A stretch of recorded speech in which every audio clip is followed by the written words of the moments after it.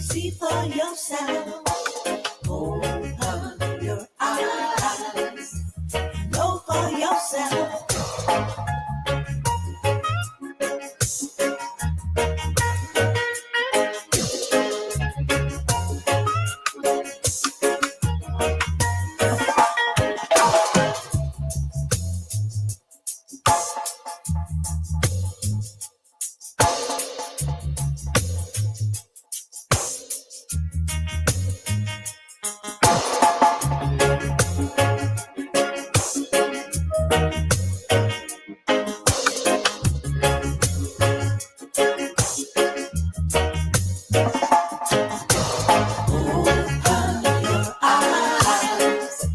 See for yourself. Open your eyes. Know for yourself. Open your eyes. See for yourself. Open your eyes. Know for yourself.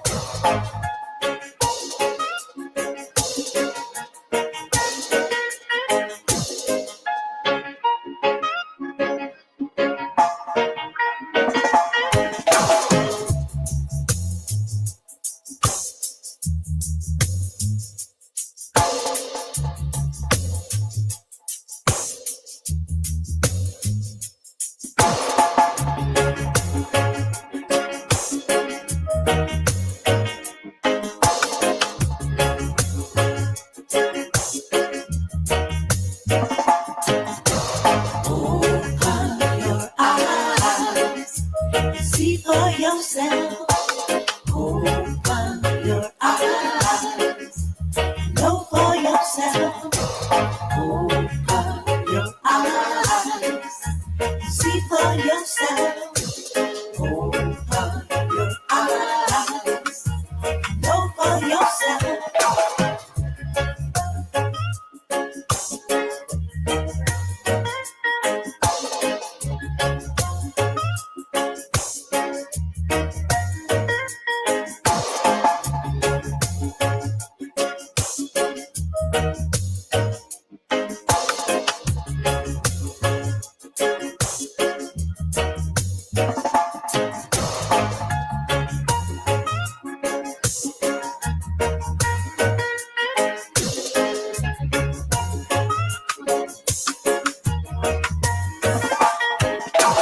Open your eyes.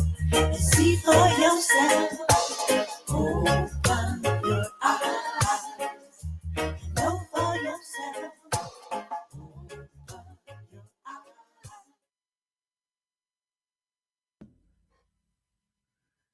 Good evening. Good night. Mic check. Mic check. People talk to me. They can't hear me. Family. They can't hear me. They can't hear me. All right. Well, I'm gonna wait for somebody to tell me yes or no.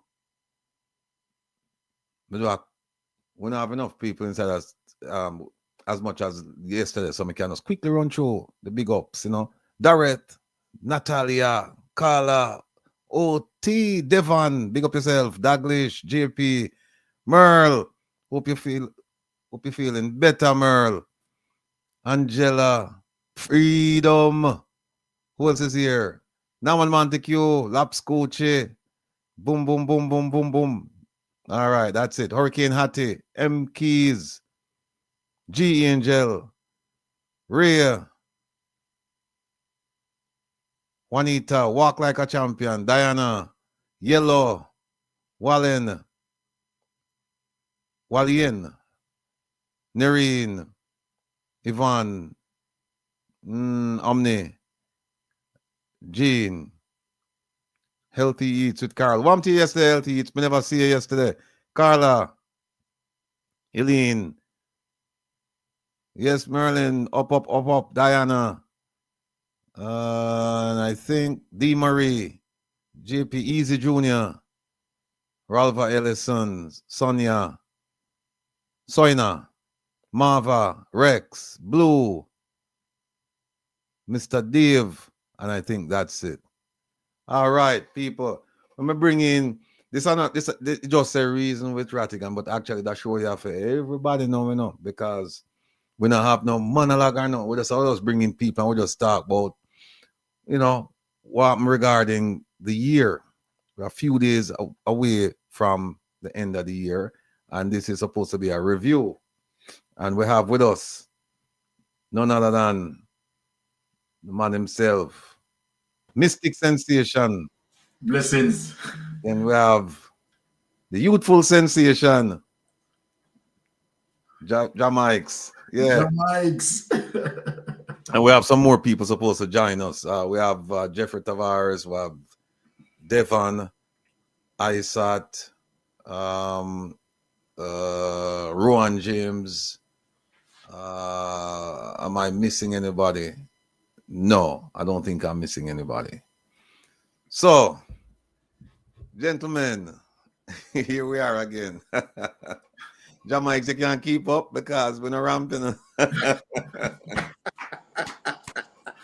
My son have my phone check, but you're over there.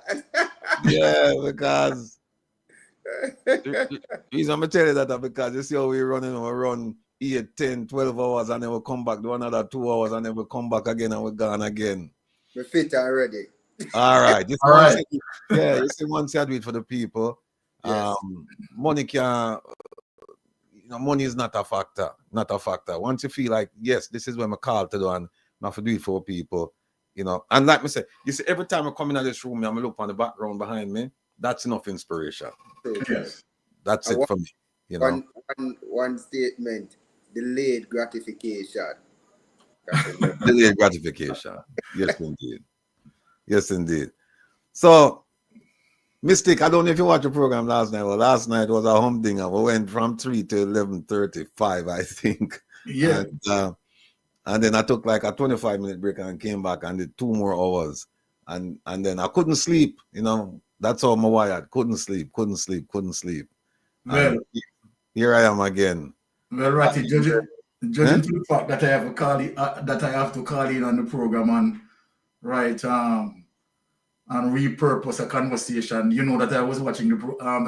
Yeah, for sure. We're gonna talk about the whole thing because this thing at the chat for some people I said, "Why y'all wear me out now, man? I want to sleep, So, but when you have things to say, and again, I just want to say thank you to Reggae Global Radio, all of the people over there, Kevin, Edmaster, Marlon, Ryan, Melly, Joanna Marie, all of the people over there, because they made it possible last night. Them gave me 15 hours, believe it or not. Them said we give 15 hours.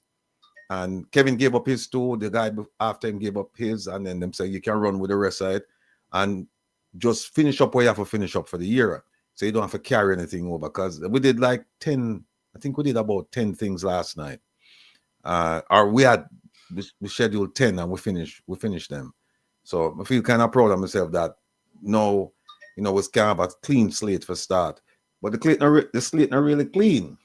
The slate not really clean, because just because we talk about it, I mean it now go on, or there is more to the story. So, and like I know that you have been digging deep into the SSL story, and yes, every time you talk about it, you have something new, because the story that we have been fed by mainstream media is not the comprehensive story. It's not the total story, and I don't know if they know what you know, but they're afraid to publish it, or they're just lazy to do what you've done, which is to do the research, or them just not care. It's just something else. No, but the truth be told, Ratty, they're going to be controlled by the corporate interests, right? Who want to shape a particular narrative. And providing that they are in the guidelines of the narrative, it's okay. Right? If you notice that anyone going against Andrew Holness, right, in terms of, alternative truth versus facts, right, it becomes a problem. And, so they have to be careful because, of course, they want to keep their job. And we get that. We understand that. Social media have a more free space, more liberty to speak, and such, we use that opportunity to the best of our advantage. Yeah. You're absolutely correct. Social media is a game changer. Yeah, because they can't control that, exactly. even if they wanted to. So, folks, tonight, what we decided to do was we just picked like 2 stories.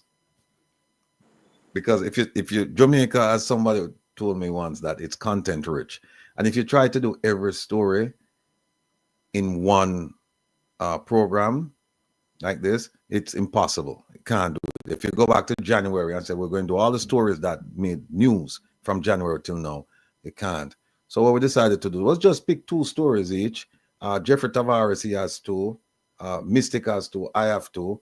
And then we have Jamaics, we have ISAT coming on later. We have a few people coming on to talk about stories that they feel Nerissa and the Mashele ready to lock up Andrew. That's true. That's true. That's true.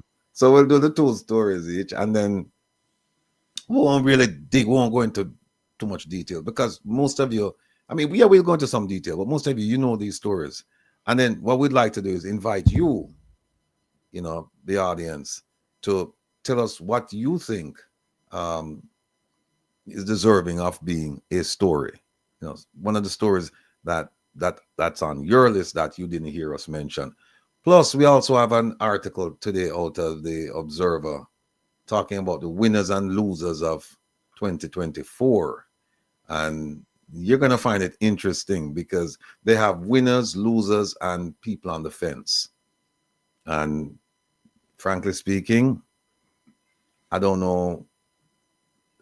I don't agree with their justification for the list. I don't. But they have their list, and so we don't have to agree, but we can review their list. They've reviewed the year. They've come up with some names, and we will review their review as well as give you our review. So that's where we are. Jamaica, anything you want to say? Yes, man. Greetings to everybody. Again, each time around, so much great minds, it's a time to learn. I want to say to all the family members in the comment section, big up, man. It's thank you for having me back once more. I hope you had the best year possible, despite all of the things that are happening in Jamaica. We have life, we have breath. It's much to give thanks for, and we look forward to next year where we can buy some pretty silver bangles and hand them out. That sounds good. That sounds good. You just need people to know that, because sometimes you get and I understand the frustration level. I understand it, where people say, well, we're not talk and we don't see any results. Well, the question I have for those people is, if you say you don't see any results, obviously you think that there's something wrong and something should be done. And so what are you doing? We're talking, and if you've been paying attention, you'd realize that there were 4 protests this year. There was a conference in Canada. There was a conference in Canada, a protest in Miami, 2 protests in New York, and 1 in Washington, D.C. And we got the attention of the government. We got the attention of a lot of people. That's a start.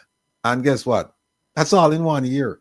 Think about what's been going on for decades in the diaspora. Nothing. It's they would placate them, and then that would be it. Nothing more. You'd see a statement here, a statement there, but no affirmative action taken against the government. And when I say government, I'm talking about government, PNP, JLP, and some people. Even tonight, I went to visit a friend of mine, and his brother was saying, well, the PNP and the JLP, the two of them are thief, and the two of them are this, and why is it that you this? And I said to him, well, you have to keep in mind that I just started this. I'm a pup. I'm the new kid on the block in this thing. I've only been doing this for 2 years, little over 2 years, I think. And I said, so you're asking me now to ignore what's going on right now and go back 18 years and dig up stuff to 18 years and ignore this. So then maybe 18 years from now, you'll tell me that I should go back 18 years and dig up what's going on right now. I said, no, that don't make any sense. The other thing too is that when you tell me that PG a thief, this I want a thief, that I want a thief, when you tell me that, and I said to you, okay, show me the evidence, you have nothing to show me. And so it's hard for me to even work with that. I said, I can't work with what I'm seeing now, because the Integrity Commission, as critical as I am of that agency, they have produced several reports. And so we have something that we can sink our teeth into. But when you tell me that, something happened 15 years ago and you need to look into that, and I said, no, if you think that's important, then you look into it and give me the information while I look into what's going on right now. But the two of us can't look 15 years ago. Somebody have to keep them eyes on what's going on right now. So I get that all the time. Yeah. And people don't understand that. They don't understand that it's one of those things where it's easy to say in a private conversation, this a man a thief, that a man a thief. It's another thing when you come out in the public space like this and you say it, you better have your proof. Exactly. Yeah, to prove that. Yeah, because there are consequences. Yeah. Yes. Go ahead, Jamais. But Yeah, as you said, social space, you have consequences to your action that you bring in the social space, any argument that you bring. And also, if we remember Itana as a song that says wrong address, right? A lot of people get put into a bag or a basket with everybody without having evidence. So when you hear that, all of them are same thing will come from the yard. No, give the person what they deserve.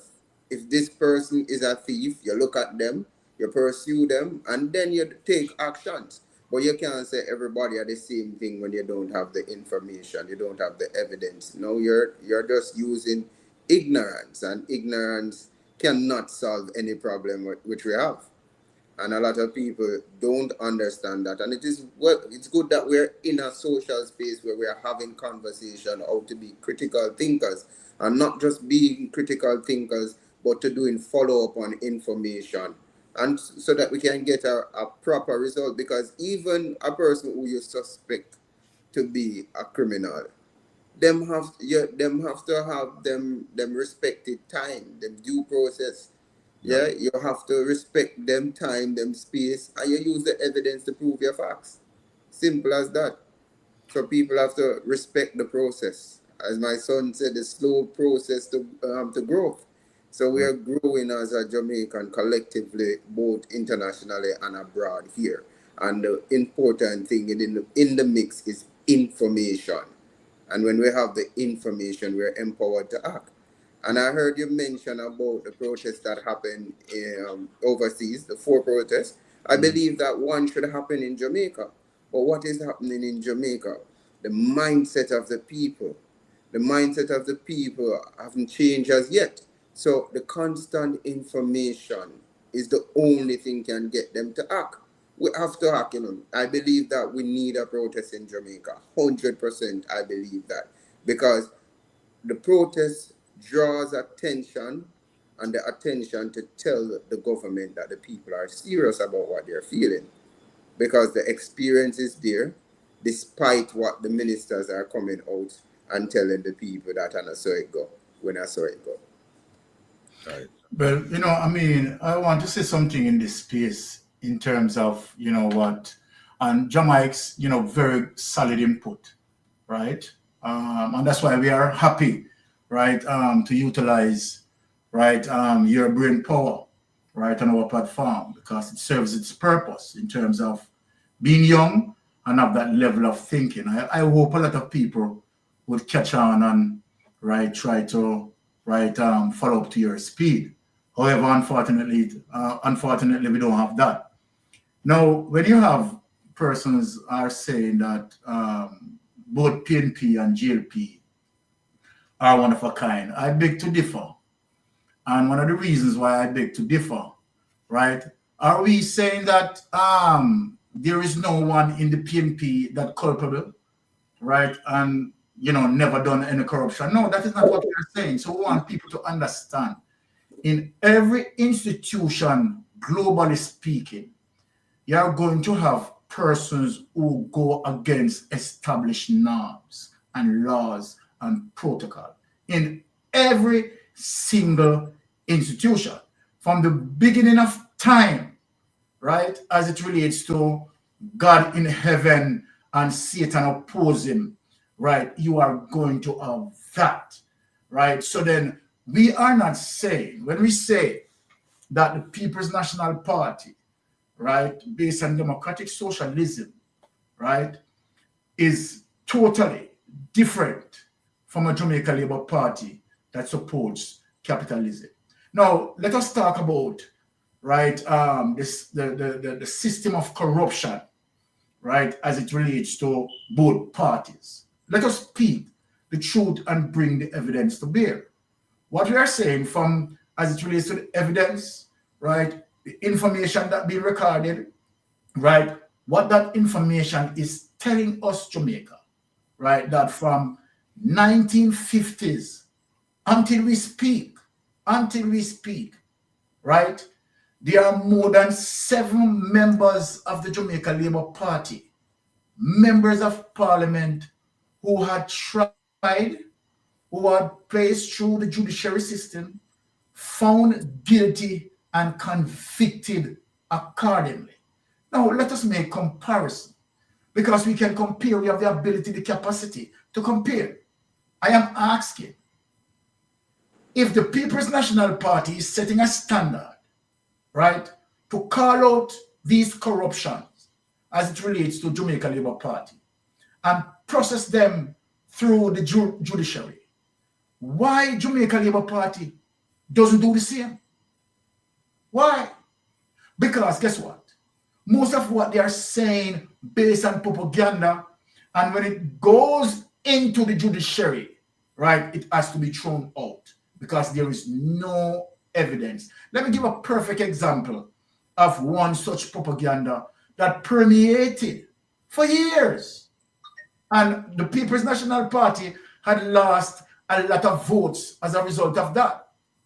Look at the issue of FinSac. The issue of FinSac, right, as it relates to how it was told, how it was narrated, how it was the propaganda that permeated, right, as it relates to who, right, generate those propaganda, which is the Jamaica Labour Party, right? Now, let us look at the facts, so to speak. The facts, so to speak, is telling you about Dan Crawford. The facts, so to speak, is telling you about Edward Siaga. The facts, so to speak, is telling you about Paul Chen Young and associates, right, and what being transpired. The facts, so to speak, that many of those investors, right, as it relates to solid argument, and not only argument, evidence to prove that many of the investors, as it relates to FinSac, being paid up, right? And so then when you go through, so we are not saying that, okay, there is no corruption in the PNP. I would be naive. I would be stupid. Yes, I will be the first to admit that, of course, there is corruption in the PNP. But the fact of the matter, when the PNP system find it out, is how the process, right, works. Let us give another example to show the process. We had seen where Dennis Meadows came out and made a certain remarks, right, as it relates to in support of scammers, right? And what happened? Of course, we came out and we said that is ultimately wrong. If that is your mindset, right, in terms of what this scammer said, what this scammer is doing, and you are taking a parallel side, right, in any form of justification, that is wrong. What Mark Golding had done, Mark Golding had disciplined him. Mark Golding had disciplined him. Now, recently, you also have a PNP councillor, you understand, caught up with the KSMAC situation. What happened? He has stepped aside. Now, let us look on the Jamaica Labour Party. Let us start truth to bear and bring truth. Now, what happened to Dalrymple? Dalrymple being a member of parliament, right? Being accused of a situation as it relates to utilizing her discount and tell lies, right? And as a matter of fact, right, step away at one point, but the party see fit to bring her back in the system. Now let us look on Roger Rowe, yeah, who's a known criminal, who had gone through the system, found guilty, convicted, right? And yet you pick up Roger Rowe, right? And now put in Roger Rowe in the political circle to represent what to represent who and what. Roger Rowe, based on her comments, what he had said, that of course Andrew Holness have a right to bear 28 accounts. And as a matter of fact, he shouldn't have 28 accounts. He should have 50 accounts. So then what Roger Rowe, as it relates to his mindset, coming in, right, to do what sort of political representation? So these are the things that we talk about, and these are the things that, yeah, you know, we're willing, right, to show facts, to say that there is a clear disparity. We're talking about system and protocols, laws, and how it has been used and utilized. And we are asking the Jamaica Labour Party, look, do likewise the People's National Party. Whenever you find a People's National Party being corrupted, put that person through the judiciary. Right? We will support you. Because what we say we are positive as it relates to nation building. Jamaica first, party come after. So if the Jamaica Labour Party identifies someone who is culpable and corrupted, right, we are saying don't endorse it. Put him out there, yes, and let us deal with him accordingly. And if someone from the Jamaica Labour Party had done likewise, put him out there and let us deal with him accordingly. Jamaica over party. And I yield back. Yes, indeed. Yes, indeed. I agree wholeheartedly. And I don't go as far back as you, Mystic. Here's where I go. When somebody says to me that the JLP and the PNP are the same, I instantly declare my non-affiliation to a party. I tell them, look, I've never voted. I've never registered to vote. I've lived in JLP neighborhoods. I've lived in PNP neighborhoods. And when I left Jamaica, I wasn't of age to even be enumerated. And it's only a few years ago I started taking an active interest in what's going on in Jamaica. And I did it based on the conditions, not on the political party. And so when people say to me it's the same, here's how I look at it. I think it's an unfair comparison to say that this PNP, this as it's presently constituted, and this JLP as presently constituted, that they are the same. Can't agree with that, and I'll tell you why.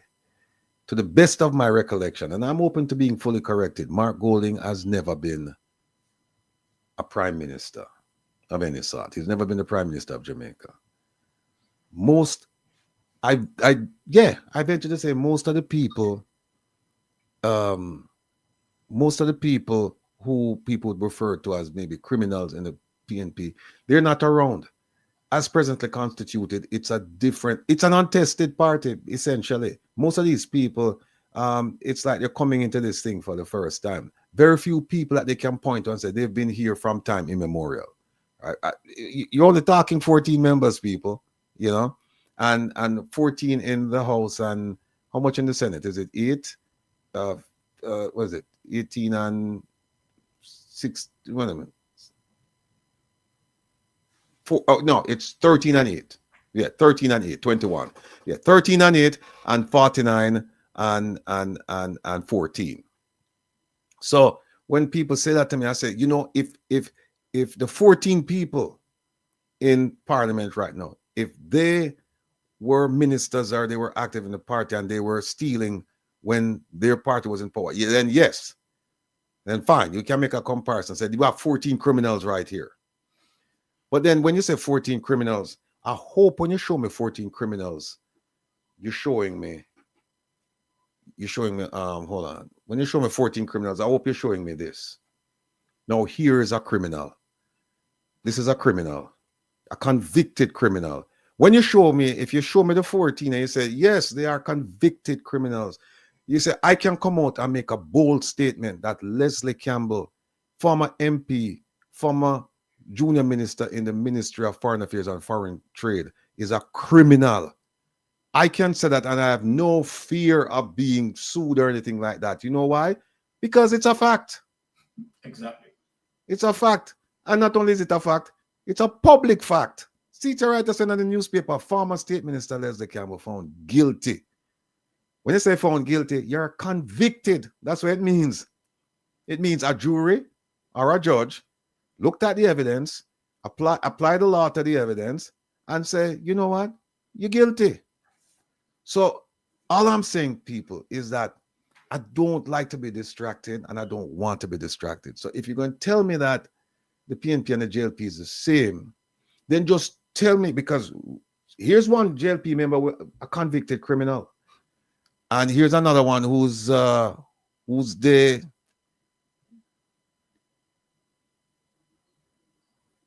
oops. And can't say me?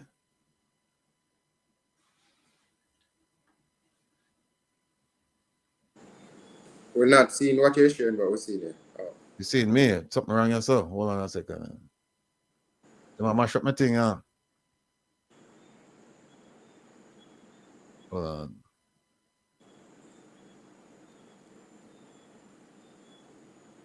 Yeah, I don't know what I'm going now. Enhance.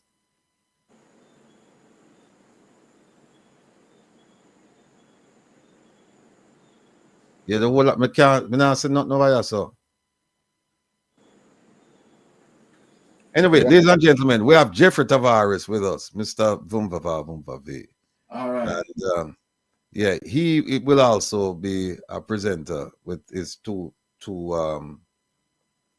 issues that he believes should be looked at in terms of the year in review. So I'll yield to him while I go get Kevin and see what Kevin can do about this thing, because I can't say I can't say this. What you need to do is refresh. You're using good night Mystic and Mike Jamaics. Yes, blessing Jeffrey. Season greetings to you and the family, my brother. Same to you, my friend. Same to you. What you No, need to do, Mr. no, go ahead. Don't forget about me. I'll ask Kevin. Well, when I actually I have been traveling from about 12 o'clock today, or after 2, I think. 1 out of the 2. And I had put some stuff to come on here. But where they disappear to is only God knows. Anyway, let's try something here. We're gonna speak about the DPP. And a lot of people may wonder why I want to go back to the DPP. I personally think that the DPP herself need to step aside. And why I say that is because she admitted to something that it keep on troubling me, Mystic. Yes. Keep on troubling me. And it begs to ask the question, how many other Jamaicans are languishing in our prisons because of the admission that she said she have dealt with tainted jurors before? Obviously, that is the case that allow Vive Cartel. I don't know if Vive Cartel I don't know if Vive Cartel did the crime, yes or no. None of my business. But what I'm saying, that is the thing that allow him to go to prison. Because she admitted to something. She dealt with tainted jurors. And it begs to ask the question, are we, the Jamaican people, putting back this woman as Director of Public Prosecution to send our sons and daughters back to prison with tainted jurors when a case comes up in front of her? You don't hear of this woman doing any cases with you don't hear this woman doing any cases in the sense that a parliamentarian or a public official, a permanent secretary, somebody gone to prison, Mystic. Well, Jeffrey, sorry to just intrude, but I just want to endorse in terms of what you said there, and what you said is very, very much important, because when you have the DPP, right, came out, right, and admitted that, right, that is very crucial against humanity, right? Because when you look at it, Jeffrey, in terms of what you said, and I am endorsing what you said, 110%, right? There is an established protocol, Jeffrey, an established protocol. And what I mean in terms of an established protocol simply means that there was an established case as it relates to Michael Manley versus someone else. I don't recall the name right Gleaner, now. Gleaner, Huh? The Gleaner. cleaner. The Gleaner, yes. And with that case, as it relates to a tainted juror, right? What the judge had done was to dismiss the entire jury pool, and start afresh. So that within itself, as Michael Manley versus the Gleaner, seems that there's an established processing law, right? The DPP chose not to follow. So I'm really endorsing what you said. And people, are we going to, be sitting down and just have Andrew Holness, right, has his way? Andrew Holness, right, based on what I am seeing here, and I'm not going to hesitate in call it for what it is, right? I think that the Jamaica Labour Party administration is an administration of kleptocratic attitudes and principles, right? Without no apology, right? And I have my fundamental reasons and evidence, right, to back up that. We are dealing with a kleptocratic government. And I hear about Jeffrey. Jeffrey, Go ahead, Ratty. let me just finish with this criminal here. Yeah, here's this criminal. Yeah, and so when somebody says to me that the PNP guilty of it, then show me the evidence. Just like I'm looking at this one, and I definitely go after whoever the person is. But when you come and you say, "Why all of them are thief and this and that," yes, we do believe that no institution like Mystic says is perfect. You're gonna have people in those institutions that really shouldn't be there. But the crux of the matter is, if you don't have the evidence, then it's hard for you to make the allegation. You make the allegation when you have the evidence. And so when I call this man a criminal, it's factual. He's been found guilty and he must go to prison. We'll get back to that later on. Exactly. Yeah, we'll definitely get back to that. But we have Rowan James with us too. So, Chairman, where are you? Let me see your face, sir. I don't see him. So anyway, people, what we're doing, we're just giving you a little. It's a prelude to what we want to do. We want to bring on the stories, them, and like I said to you before, the stories, them is nothing deep or anything. It's just we're going to put things out to you and say these are some of the stories that we think should be on the front burner, not the back burner, because there is a tendency in Jamaica, a strong tendency to listen to something for 9 days and then forget about it and move on. And I, for one, don't believe that the important issues, don't believe that they should be put on the back burner. And that's why I keep going back to this criminal, because this criminal should go to prison. It's that simple. And I'm going to put him up every single time until a decision is rendered as to how he should be rehabilitated. He should not be rehabilitated by paying a fine. He should not be rehabilitated by just telling him that he's under house arrest or what. He should go to GP. Go where all of the poor people in Picnic would go, because him commit a crime. That's where he should go. Him commit a crime, and that's where he should go and be rehabilitated. So we're not going tired to see this picture up, but there's a reason for it. There's a method to the so-called madness. And that is, I don't want this story to be a 9-day wonder. And then suddenly it's swept under the rug and we don't hear anything about it. And the next time you hear something, you hear, oh, yeah, him gone. And by the way, we are watching Governor General too, because we know them good to run, going to make him give him a pardon, We are watch that. So, Mr. Gigi, your back hurt you. We are watch you. And don't forget to our money bill, the elevator we are using anyway when you reach home. So just keep that in mind. Jeffrey, where are you? We're talking about the DPP and the Vive cartel case. I don't know if you all aware of some ice that is being imported into Jamaica. Mhm. A private company decided to import ice into Jamaica, and it begs to ask the question: what is really going on? I won't call the private company name as yet, but the ice come all the way from Florida, Mhm. and it begs to ask: is that company owned by a politician or affiliated with some politician or some permanent secretaries in some ministries? Well, Why here's the how I look import? at it, Jeffrey. Here's how Go I ahead. look at it. Supply and demand. I'm saying that, look, they don't have ice and somebody say where them can make some money and import. It's a shame. It's a damn shame because as they claim, Jamaica is developing. And that's why we look at 2030, because they said the vision 2030 it means that by the time we get there, we're supposed to be a developed country. Mhm. Now, how can you claim to be a developed country and you import ice? I mean, it makes no sense to me. But when I look at it from the business perspective, somebody saw a gap, somebody saw a need, and them say, "Well, capitalize on it." Because if you can freeze water in a Jamaica and sell it for 300, then nobody's gonna buy this ice coming in for 1,200. So we need to look at how we address that. And it begs to ask the question because I know when they had the fire down at Marcus Garvey Drive between Tinston Pen and that area here, the ice factory caught fire. So I do not know if it's the ice factory bringing in ice. Based on what I'm hearing, I don't think it's the ice factory bringing in ice.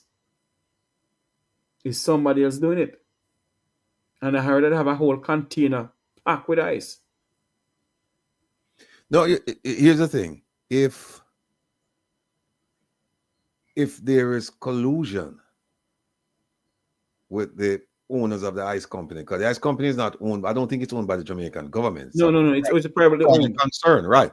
Yes. So if there's collusion you know, where they say we're not going to sell any ice, we'll create a shortage so that we can bring ice in and make money, then that's a problem. That's a huge problem. Hey, And, sir, and, and sorry to cut you, Sir Jeffrey. I just want to make something clear to Mr. Rattigan about the 2030 vision. The Prime Minister had clearly stated that Jamaica wouldn't be able to accomplish that 2030 vision. So he has called it a fail from in 2024. Yeah, he said that the required developments won't happen because of the current state. So sorry for the 2030 vision. Yeah, and PIOJ said the same thing. They Yes. but, said it.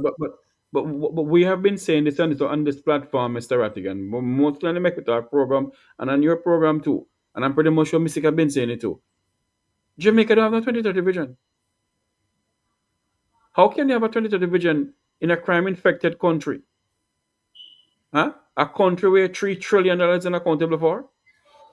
A country where the national debt stand at 2 point something trillion dollars? A country where 1,120 something Jamaicans have been murdered since January to December of this year? What sort of 2030 vision are they talking about?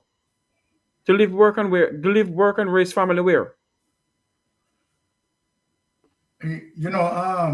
Ratty, just let me say something in this space as it relates to just taking the button from Jeffrey here, as it relates to ice being imported. Now, when you look at this, you really wonder where the country is going. And I understand Jeffrey being careful in terms of wanting to make sure that he verify and clarify the information before we speak on length at it, and that is very good. But let me say this in terms of patterns of behavior, modus operandi by this government.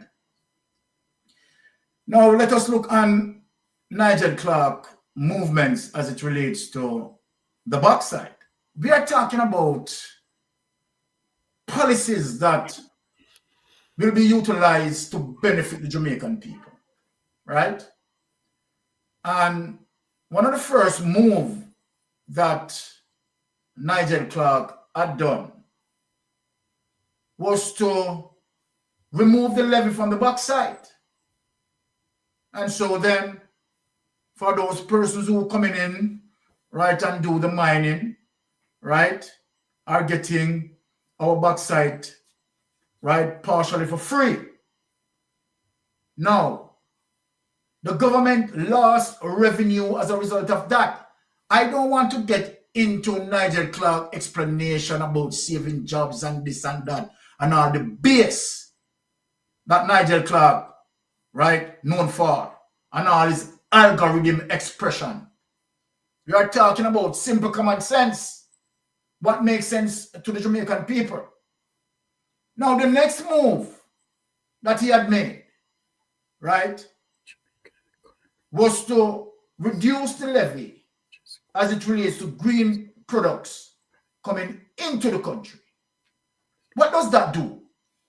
Well, that expose our farmer, right, rendering them unable to compete. Because when you have your friends and cronies and the criminal system continues, that you give them license, right, to come in with green products, to run competition, right, against our farmers. And at the same time, right, you make it so difficult for our farmers, right, to succeed in the space and to prosper in the space. We have noticed the hotel industry, right, are not purchasing from our farmers. Where you should have policy drafted, right, as it relates to the hotel industry, that you people say, right, it is one of the main industry that generate most of our foreign currency, that's another bullcrap. Because really and truly, how much of the money being generated by these hoteliers are staying in the country? How much of it staying in the country? Remittance, right, is doing the work, right? Small and medium enterprise, SMEs, right, are doing, right, in terms of utilizing, right, their little profit, but where the small and medium enterprise profit being utilized into the economy, circulate into the economy. So then you tell me, right, as it relates to Nigel Clark, who cover this prime minister in terms of his wrongdoing, right? Some of which, right, I am going to expose, because trust me, I am particularly investigating, right, an issue, and some of what I'm investigating is a goddamn shame in terms of what I'm looking at, right? But we leave, Tuesday for that. I'm not going to get over, right, energized here on this program because it is Rattigan program, so we have to fine tune and all of that. All our program, man. All our program. All right. So, all right, let me hit back in the space. I want to follow. Hold on for me, Jamaics. Mr. Rattigan, Mm-hmm. check your phone for me, please, because it's very important you read this on the program tonight. Jamaican economy face challenges in 2025. Politics will be the factor, says Dan Anderson. Now, hold on. Oh, yeah, ask me if you read it and you read it. Well, continue. Go ahead. Sorry, go ahead. Sorry. Go ahead. Jeffrey, take the first bite out there. Jeffrey, smart enough. I'm not reading. I'm not reading. I'm blame Jeffrey. Jeffrey, take the first bite. Read this up, man. I believe yourself. They're ready to read. but jump in on the agriculture there. You say our agriculture minister Flight Green. But first, before I go there, I want to tell people I'm 31 years old. I've never voted. I just started to take an interest in politics like a couple months now. And thank you, Prime Minister. You said to the Jamaican people, you said, we must hold our leaders accountable. So I'm out here. I listen to a man like Jeffrey Tavares. I listen to Mystic Sensation. I listen to Wilfred Rattigan. I listen to Andre Steven, and a lot of people who have taught me, and I did my independent research. And also, I'm an independent thinker. So coming back to Mr. Fly Green, agricultural minister, I think you serve better doing selecting because you don't care about agriculture. You don't care about Jamaica and them belly. Trust and believe me, you don't. Um, I see you're doing vlogging instead of doing any type of real work. Where is the innovative farming solution for Jamaica in 2024? What about, if you're thinking about prairie last name, what about geofencing, using solar energy so that we can have electrical fencing, telling people, warning them off? What about hydroponic station? What about aquaponics? What about having different type of greenhouse so that we can mitigate against the blowing down of plants and having a controlled environment where our food can be properly grown? Yeah, quick crops so that we can now supply the hotels because Hold on most the of the mic. Hold on the mic. Mike, you need to be the Minister of Labor, it seems. Go ahead. I'm just saying. what Go ahead, I'm Mike. these things, we must can have these type of conversations so that we can train our youths to tell them, bring respect to those who are feeding you, who look out for your belly. You must respect them. So we need to start bringing respect to our farmers' name and what they're doing. No longer I'm gonna take up on who I want machete, a clean off and guy in farm. I'm supposed to have tractors. The road supposed to be conducive so that he can bring his food from the agricultural site or the land and bring it to the market. We must have cold storage. We must have drones that go and fertilize the crops. These are the things that we want to see. Make that popular. We don't want to hear about you and your selecting. That's a different thing. We want to know how the agricultural sector are move. And you keep blaming Beryl. I'm asking, as a minister who we gave 200% increase, where is the contingency plan? Everybody knows that Jamaica is in a hurricane prone area. We have a hurricane season. What are you doing? What are you putting in place to mitigate against the damage and losses of our farmers' produce so that we can now move from a society where we are heavy on import and now we're able to export so that we can help our economy? Stop telling the Jamaican people lies about tourism taking money into the country. $4.38 billion from tourism. Yet still 80% of that goes back out of the country. Madness. Our family members in the diaspora send $3.3 billion that goes directly to the economy. Tell the Jamaican people, say, the people them abroad are them still a feed with. And let us see how we can improve our country from building inside out. So we feel so bad about the agricultural sector. And everything in the supermarket right now gone up 3. And we have deregulation in terms of the food prices. So you go right there, sir. A man a sell you one tomato, $300. You go over there, so the man a sell you for $400. And these are the things. One onion you cannot buy it either. $300-400 just the same. We need a change. Definitely so, Jamaics. Definitely. Solid input, Jamaics. Right. But remember, Jamaics, right, in terms of everything that you have spoken on, right, which you're 110% right. Let me say that. The fact of the matter is that this Jamaica Labour Party administration has no plan as it relates to nation building, right? No plan as it relates to nation building. And they are willing, right, to go through with their PRs, right, tell lies, right, and scam the people, right?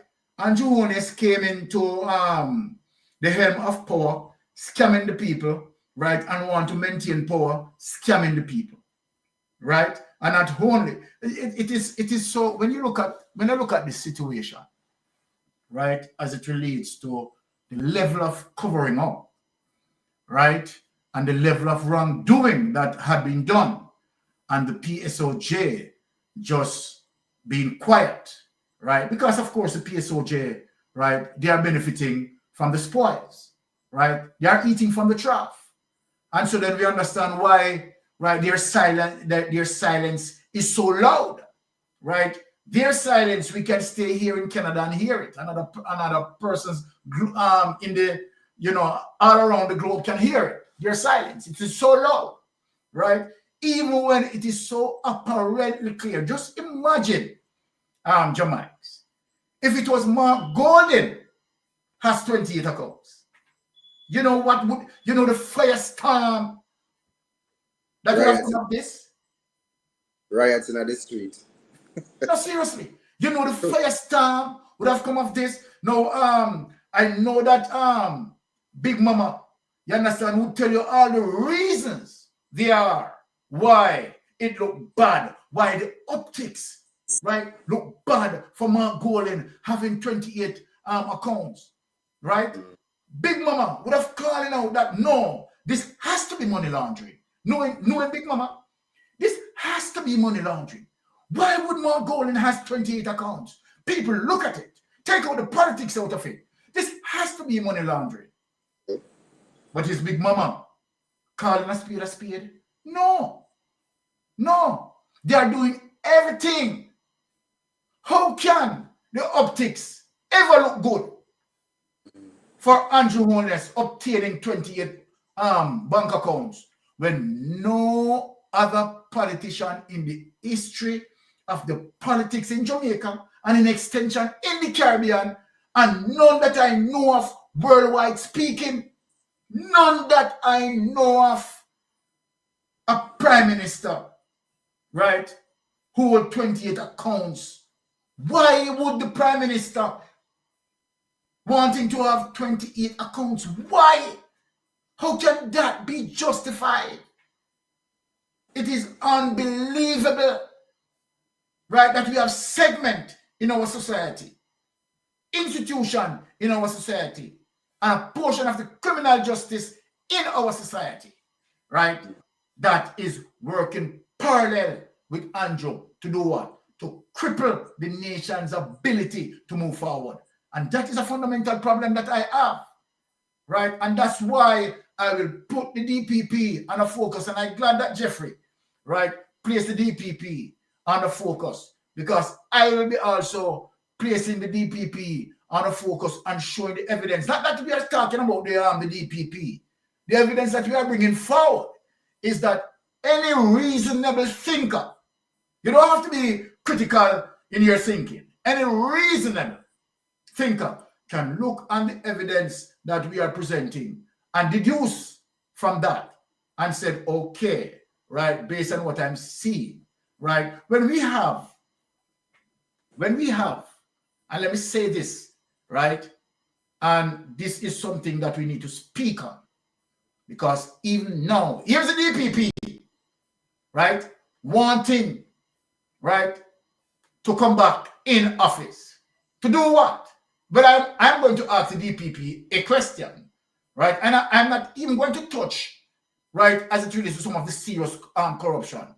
Now, the DPP, right, clearly stated in her seminar that to show you that it goes to the level of awareness with the DPP, and I want people to listen to me. The DPP aware that when it comes to certain cases, high-profile cases, it is a prudent DPP. This is what came out of the DPP mouth. It is a prudent DPP that work in tandem with the investigators to make sure and to ensure that they put the case together, dotting all the I's, crossing all the T's, and so that they can be able to have a solid prosecution. Now, let me ask the DPP something, since you're coming back here. Is Patrick Bailey's case is one of the case that you have as your primary interest? I want to ask the people, and this is one of the reasons why we are exposing you people. No, that's not one of her primary keys at all, Mystic. Well, and this is what I'm saying. Is Patrick Bailey's case, right, is one of your primary case that you are coming back, right, to deal with and to bring forth justice. This is the reason why we are saying that we don't want a DPP for Andrew Holness. We want a DPP for Jamaica. And I yield back in the space. Let me just say that we haven't started yet, people. If you know, see how hot this thing is. We are warm up, you know, we are truckle right now, you know, we're now rev out right now.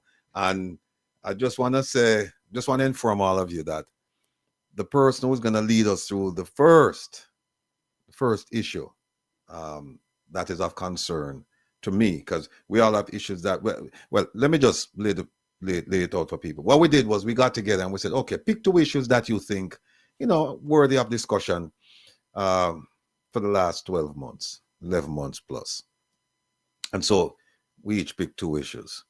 I'll start off. I picked an issue, and the first issue I picked off, I think what I should do before I bring the gentleman in, and there's a gentleman that everybody knows, you know, don't know him. I want to love him too, because on the right hand tell me, say, hey man, I'm going on with things. Here's what I'm going to do. I'm going to play a video, and then I'm going to bring him on.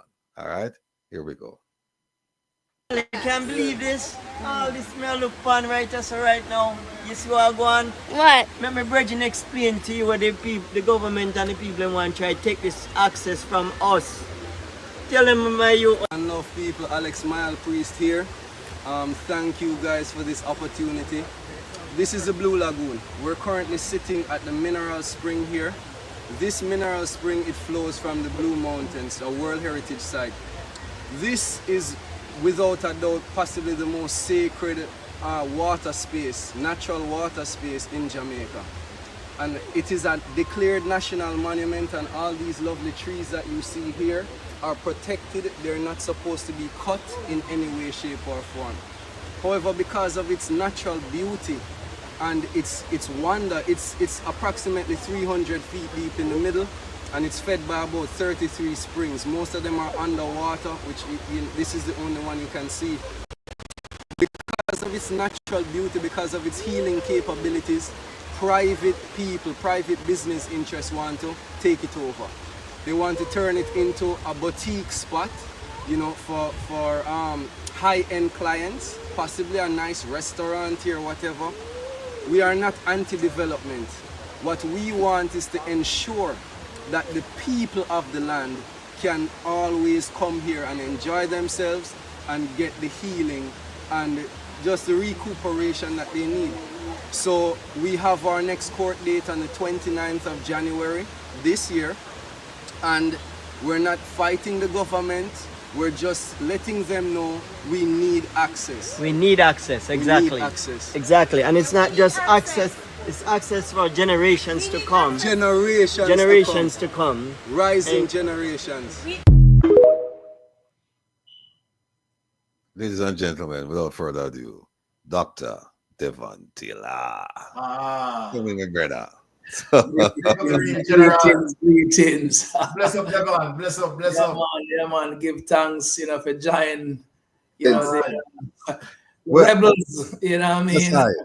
Yeah, well, we just want to tell the people, I'm said, beach access is an issue I chose because this issue cuts across party lines, cuts across color lines, cuts across social structure, it cuts across every line you can think of. Every Jamaican should have and would want to have access to the beaches and the rivers. And it's becoming patently clear that fewer and fewer places are available for, lack of a better term, locals to go and enjoy. We've seen where private interests have developed these areas for high-end clients or for foreign clients, and we pay. It's the ultimate attack on our dignity that we have something that nature gave us. God gave this to us, and somehow, we have a God-given right, and somehow we don't, because. And you'll hear from Dr. Devon Taylor that Jamaica is one of the few places where you can buy beachfront property and you can tell people, so them can't cross on the foreshore. Whereas that's not the case in a lot of places, particularly in the Caribbean. So, look, I don't want to take up him time. What I'd like to do is, Doc, I'd like you to it's just a discussion we're having about this particular issue. And so I'd like you to just lead the discussion off, and then we'll just join you, sir. Yeah, man, give thanks. It's as you lay out the case, it's a very critical issue, because it's a form of reparative justice. Now, we all know that when Jamaica gained its independence, when Jamaica become emancipated and abolition of slavery, the descendants of enslaved Africans did not receive any rights to the land. Despite the fight, that all, national heroes and all the unsung heroes, shed blood to revolutions and many rebellions to free the space. Once emancipation occurred, there were no redistribution of land, to the descendants. So the descendants end up landless. And so all the coastal lands that exist around Jamaica was either maintained by, the remnants, of the descendants of the slavers, and what was not in theirs and went to the crown.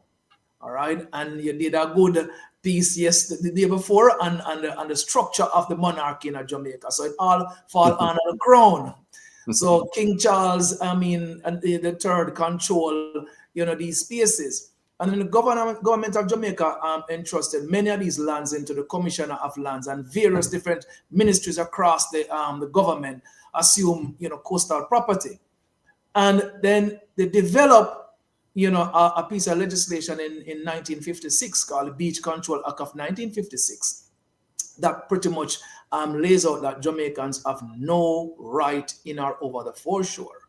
No right to swim, no right to bathe, no right to walk along the foreshore, and no right to fish. All right. So this is from 1956. Right. This is before Jamaica became independent. No land rights. Right. None at all. So how Jamaica access beach in Jamaica since such time is through permission.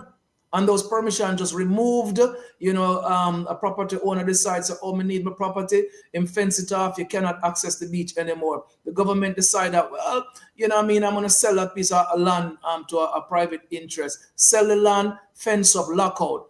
So what we have been experiencing since 1956 is a complete dispossession. Dispossession to access and to use this space. And that is what, is really now been perpetrated against the Jamaican people, is a dispossession. And we see where we reach now in 2025, 2024, right? We're heading into 2025, and we're still in the same case, same situation, where we do not have any general and unfettered right of access to the foreshore. And we're losing more of these spaces. And as you put things into context of all the Caribbean islands, Jamaica is the only one that have such policies. A policy that dispossesses, a policy that discriminates, a policy that writes in it that you have no right. And it was, it came very clear when Dr. Carlin Cooper challenges NEPA. And this is very public in the Jamaica Gleaner. And the then CEO, Peter Knight, wrote this clearly in the newspaper and communicated this to the country, that this law gave us no right, no fundamental right. It gave us none. And NEPA, right in their document, I think it was early as 2001, that we only have around 2.8 miles of access. And what it really means is that, yeah, you have some public beaches there, and we can use those, And some of those public beaches have gone. We see spaces like Puerto Rico, it's private places. We see places like Fort Clarence, it's private spaces. And the data says we have, less than 2.8 miles. And the country is 494 miles around. So when you do the math, we're below 1% that we can really access and use. And this is by permission. And we see that even as early as this week, that they now put tenure out for Walter Fletcher Beach and One Man Beach, in Montego Bay, which means that those beaches are going to be privatized. And we've seen they put out tenure also for Fonthill Beach in St. Elizabeth. That means that beach is going to be privatized. And the government say it's not in the business of, selling beaches. Well, you sell the land, you take away the land rights from the people, and that is a de facto selling the beach. We've seen you done that. You transfer over 837 acres plus over 25 acres of land to Chinese Harbour Engineering Company at Old Fort Bay, which include beachfront property. You dump up the gateway, you block it off, and you put security guards there. Jamaican can't use it anymore. So when we talk about these issues that we do not have the right, we don't have the right, because if we had the right, you should be able to walk on any beach you want to in Jamaica. And who can do so? You get off a plane in Montego Bay, or you drive up in Montego Bay, you can't walk on any of those beaches. Same thing goes in Ocherias. I mean, look at what we are in the courts now with Little Duns River. You fence it up and lock the people out, and we had to protest. You do the same thing at Bob Marley Beach. You do the same thing at Blue Lagoon. And the same thing was done by private interests in Miami Bay. So, I mean, the issue is real because it is enshrined in law that we don't have these rights, and the government enforces this. So you give the right to people who own property that's adjoined the beach and say they have all the right to do whatever they want. And if they commercialize the property, then they come to you, National Environmental Planning Agency, right, through the regulatory body, which is the NRCA, and give them a lease. The government of Jamaica have more than 275 leases, beach access, beach license leases. What those translates into is that the development, the commercialized interest that's there, control the rights to the beach and can exclude who they want to exclude. And who do they exclude? They exclude the Jamaican people who cannot afford $1,000 a night to pay to go into a hotel and go to the beach. That doesn't happen in Barbados, doesn't happen in St. Lucia, doesn't happen in St. Kitts, doesn't happen in Antigua, doesn't happen in Cuba, doesn't happen in Haiti. It does not happen in any other Caribbean island but Jamaica. You issue license to beaches in Jamaica. And there is a massive over-exploitation happening there. And I should make your listeners aware that the trend now is for building structures over water. That is building hotel rooms in the sea. And so it's no longer about just bathing on the shore. No, you can't, I mean accessing the foreshore. No, they're locking you out of the sea. And there are several hotels now have rooms in the sea in Jamaica. And you cannot swim there. You can't access that. And to do these things, you have to dig in the bed of the sea. You have to remove all the seagrass. Removal of seagrass contributes to beach erosion. So you're destroying the environment. So it's environmental destruction, is ecocide, and the government of Jamaica is complicit in that because you have a law on the books, the Beach Control Act of 1956, that empowers the government to do this. And the head of that act that falls under the office of the Prime Minister. So the Prime Minister of Jamaica is the head of the Beach Control Act of 1956 and enables these kind of destruction, over-exploitation, dispossession, exclusion of its people. And it creates massive amount of inequality. And I'm just laying the groundwork here because I want the ones them to overs. If they're saying 25% of the economy is tourism, what does tourism use in Jamaica? It uses beaches and it uses beachland. And 50% of the foreign exchange that comes into the country, they say, is coming in tourism. Now, this is their statistics. That means beaches and beachland is the capital, is the engine that driving the biggest sector of the economy. And that is being what? That's been given away. That's been sold off in a one-time deal. So take this and build a hotel. Do what you want to do. Exclude my people. I don't care. I don't care. They do not care, Jamaica. We are on our own. So whether you sit in the lower class, the middle class, or the upper class, you're aspirational because you can buy some beachfront property someday. Just remember, this is a crime against our people. And our leaders are not honoring what our ancestors fought for. We fought for the land and we won the land. And them turn around and allow colonial law to be put in place to further make our people landless and can't access any beaches in the country. Doc, our people. Doc, let me ask you a quick question here. We know what's going on in terms of the development. We also hear about the lawsuits, but what I want to do is I want you, and I highlighted here, I have it up. I want you to talk to people because you mentioned the Beach Control Act of 56, but there's something called the Prescription Act of 1882.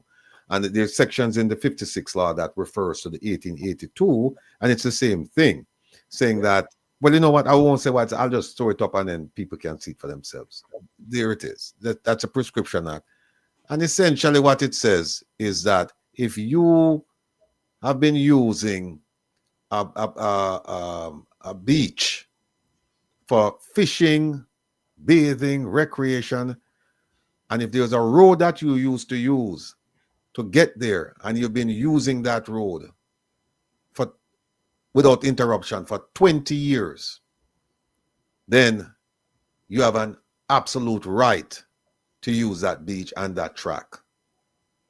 And then that is the Prescription Act. And then when you go to the other one, this one here, which is the Beach Control Act, Section 14.2, it says, it refers to it. It says, it's right here. Let me see. Yeah, right here, Prescription Act. So where the public are in the class of the public have used any beach, blah, blah, blah. Same language.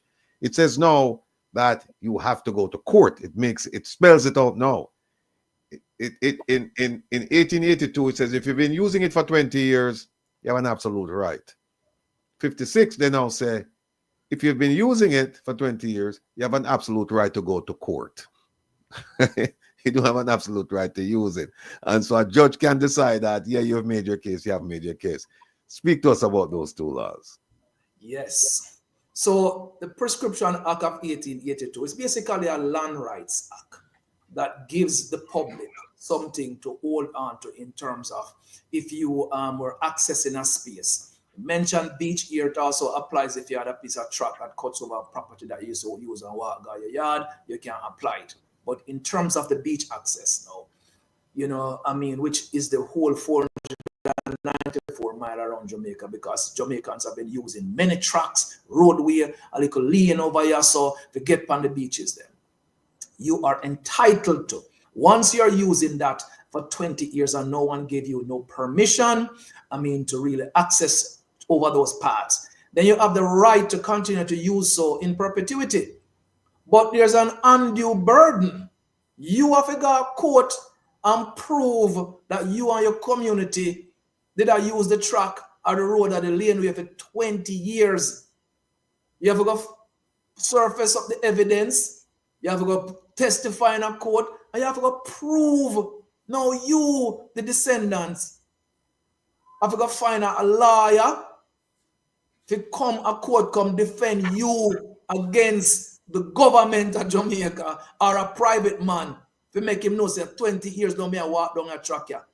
This is shame on the country and shame on the leadership that this exists in our country. And the 56th law grab it and pull it in and says, well, you know what I mean? You can use this to maintain your access to beaches. But again, it's an undue burden upon the people, and you have to have a minimum of 5 people going to the court, get your lawyer, and go defend yourself. And this is what they, these are the abuse. This is what I call like violence against the people. You create these kind of legislation that's burdensome.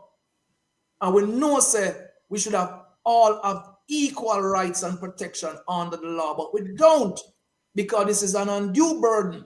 And them think they're illegal in an international law, that you subject one set of people to a kind of standard and another set of people don't. Why me have a proof, say, me did a walk down here? When all of these people who buy the land and the government know that these tracks and roadways public are use them forever. Case in point, Blue Lagoon Road, Blue Hole Road. Everybody know the significance of that lagoon and how indigenous people have been using it. A parochial road runs off the main road to the lagoon, and everybody, me I got Blue Lagoon for many, many years, use that road there, until one day the road get blocked, lock off. Them say them are going to do some kind of refurbish. You check them and say, well, go on here, so open up the space. No one is opening up the space. And I tell you, one of the wickedest thing in the prescription act, if you don't file within a certain time, then your statute, you run out of your statute. If you acquiesce your right within a year, them say, your statute, you can't file no more. This law is present in other jurisdictions in the Caribbean, and some of them don't give you no limitation. You can file anytime at all. Jamaica create a statute and say, well, if you don't do this in 1 year, you're done. We have to file, I think it's like day 360. Otherwise, the prescriptive rights would have been broken in the Blue Lagoon. And they wrote us over private land. So the public would have lost any right to petition on the Prescription Act to continue to use the Blue Lagoon. And that's by design, because that's what they did in Miami Bay in St. Ann, and they do it in Old Fort Bay in St. Ann. Them do it in Discovery Bay, them do it in Montego Bay. Listen, it's the state is in collusion with private interests to continue the dispossession and displacement of the Jamaican people from the treasures of the land. Is a design, it's very clear, written into law and practice.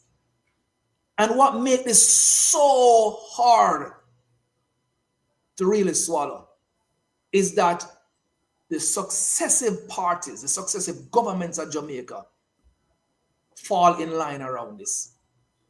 We talk about all the framers of our country, and both of them sign off on a 56 law. And look at all the subsequent elections that have happened in Jamaica, and none of them touch it. And on both political parties, there's an expansion that happens along the coast and displaces the people. It now heading south. St. Thomas and Portland are ground zeros for this. They're carving up the coast like a good food. And they're going to lock the people out if this law is not repealed and replaced. Because it's so burdensome and so expensive to take all of these cases into the court under the Prescription Act to secure people's rights. And then people are locked out.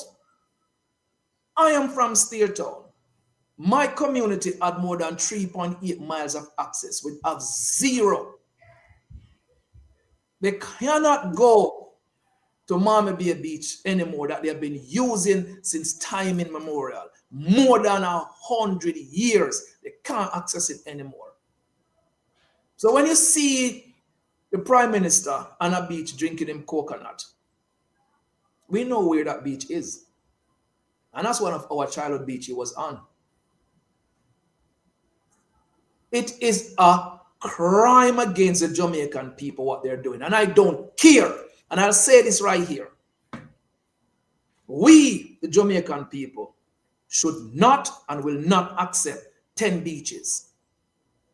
We, the Jamaican people, will not accept anything other than making the entire 494 miles around the country public land. We want at least 60 to 100 feet above the high water mark, that's the wet sand, to be designated as public land with rights to traverse land and access it anytime we want. And I'm saying this to you. And you know why I'm saying it to you? We're in an election year. And they're going to come out. Both sides are going to come out trying to give you all kinds of deals. Tell you that, okay, we're going to do this, we're going to do that. But we should tell them that this is a land rights issue. And we won the war. And if you go back to 1831, when Sam Sharp burned down the place across the country, and tell him that we're going to give you 10 beach, he would have said no. When Paul Bogle start rebellion in a Morant Bay, and you look on him and you tell him, say, we're going to give you 10 beach, he would have said no. If you ask Marcus Garvey, I'm going to tell you no. And if you ask Queen Nanny, she don't tell you hell no. The whole thing we fight for, and we must get it. So we need to tell these people that we want the entire coastal lands with a minimum of 60 feet above the high water mark to be designated public land that we need access to. And that's where we are starting from. And we're not going to take anything less than that. We need the rights to the space. And so on the legal front, we go fight. But we are mobilizing and we are organizing. And we want all Jamaicans. And I'm putting a special plea to Jamaican middle class. And the middle class and the upper middle class and the lower middle class.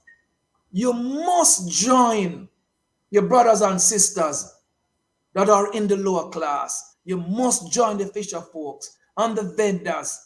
And you must join the environmentalists, because this is an existential threat to our sovereignty. They're building on the sea, they're building on the beaches. It's creating erosion.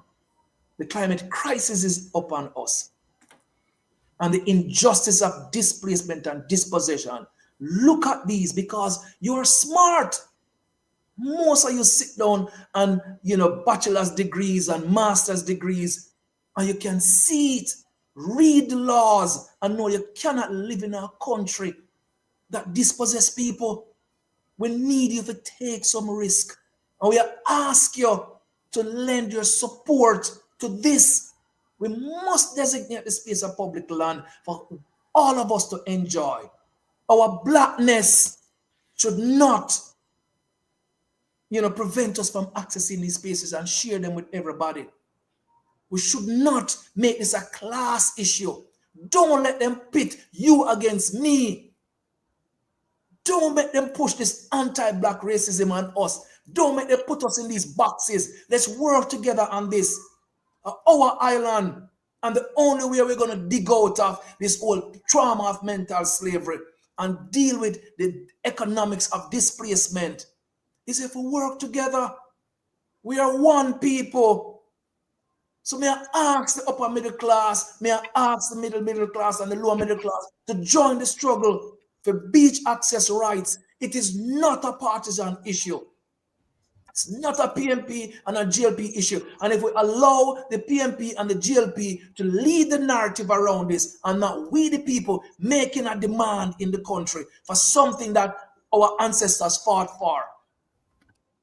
We are making the demand. Let's make the demand together. We don't do nothing wrong. We just say we want back with things our ancestors them fight for. The tourism model as a plantation tourism that is extractive is destroying the soul of the nation. while leading to environmental degradation. We cannot allow that to happen. We should not allow that to happen. So the ones that must rise up and join with Jabem, join us to protect our rights. 4 cases in the courts. I will not make them take nothing more, but you have to help with. You have to come out and let your voice be heard. Look for your mother or your father who are leaders and say, Daddy, Mommy, are this what I do? Why are you doing this? Man from Spain, man from Italy, England, US come down, buy him 10, 20, 30 acres of land on the beachfront, fence it up and lock us out. You go any countries around the world, you don't experience that. You walk by beach, you swim, you come home. Why in Jamaica? Why are you allowing this to happen? Our kids are gonna cry shame of us and look at us and says, Jamaica is now landlocked. Why didn't you guys fight? So join the fight. Yes. Dr. Devon Taylor. I think we have lost our good friend Wilfred Rattigan. But we have with us this evening none other than the former chairman of the former Ratty's back. Yes, go ahead. Sorry about that. Sorry about that. I just wanted to show you something. This is what you're talking about, huh? Absolutely. Prime Minister enjoy a coconut on a beach. And your beach that, our beach that. That is our beach. You know, and I'll share a personal story about that beach. It's a good friend of mine and my brother's, Bridget named Bagger. Him actually joined very close to where the Prime Minister is standing, you know, in the water there when I was a child. It's devastated our village because he was an excellent football player and he was a very good track and field athlete. So that beach have a lot of symbolism to my community because of the trauma of losing a member of our society at a very young and promising age. And, you know, we know the beaches are very sacred also, you know, to our ancestors as to how they used the space. Many of them perished and washed up ashore in the Caribbean Sea. We know the story of the Zang. So the beaches and the sea is the burial ground for the more than 2 million Africans were drowned and dead in it and pushed off and murdered in it. It's a sacred space. So when you stand at these spaces, like many of us, we give reverence to the ancestors when we go there. We're not just gotta go gallivant, walk in them spaces there, we give thanks and praises and then we have fun. And so the beaches are our graveyard. And when you kind of take this kind of attitude towards it and disposes us of it, you're playing into this whole, neo-colonialist mentality, neoliberalism and unchecked capitalism that do not care about people. It's just profit. It's profiteering. One of the hallmarks of plantation and plantocracy is profiteering while you abuse the land and abuse the people. And that's what we're doing.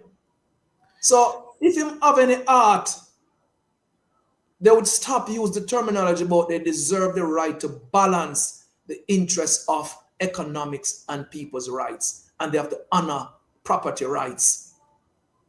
Honor what? Honor who brought you in on earth. Honor who fought when it was hard 500 years. Something could have never made it, but we make it. And we will never come here to come enjoy nothing and work them carry off work and dead. We survive. We are the survivors. So give us back our spaces. Or we're going to take them. All right. On that note, let me And I know, tell you what, because we have about another 5 segments to go, and we are on later. But don't leave it. Don't Devon. What I want to do is want the panel for really have a discussion with you. And so Yes. panel, the panel, it's open. Okay. Hold on for me. Hold on for me. Oh, Mr. Rattigan, yeah, acknowledge St. James. yeah. I know where you're going, Sir Jeffrey. Ladies and gentlemen, we have with us another distinguished guest, and he's none other than, we call him chairman around here. We don't care what All right. JCF or what the news media or anybody say. Him our chairman, right? And as far as I'm concerned, I look forward to seeing him up at the high command pretty soon, like within the next 12 months. I expect to see him there. None other than Mr. Rowan James. He's with us, and we're going to talk up the things about crime and you know, static policing. We call it that one, the one that the Governor General must sign up on.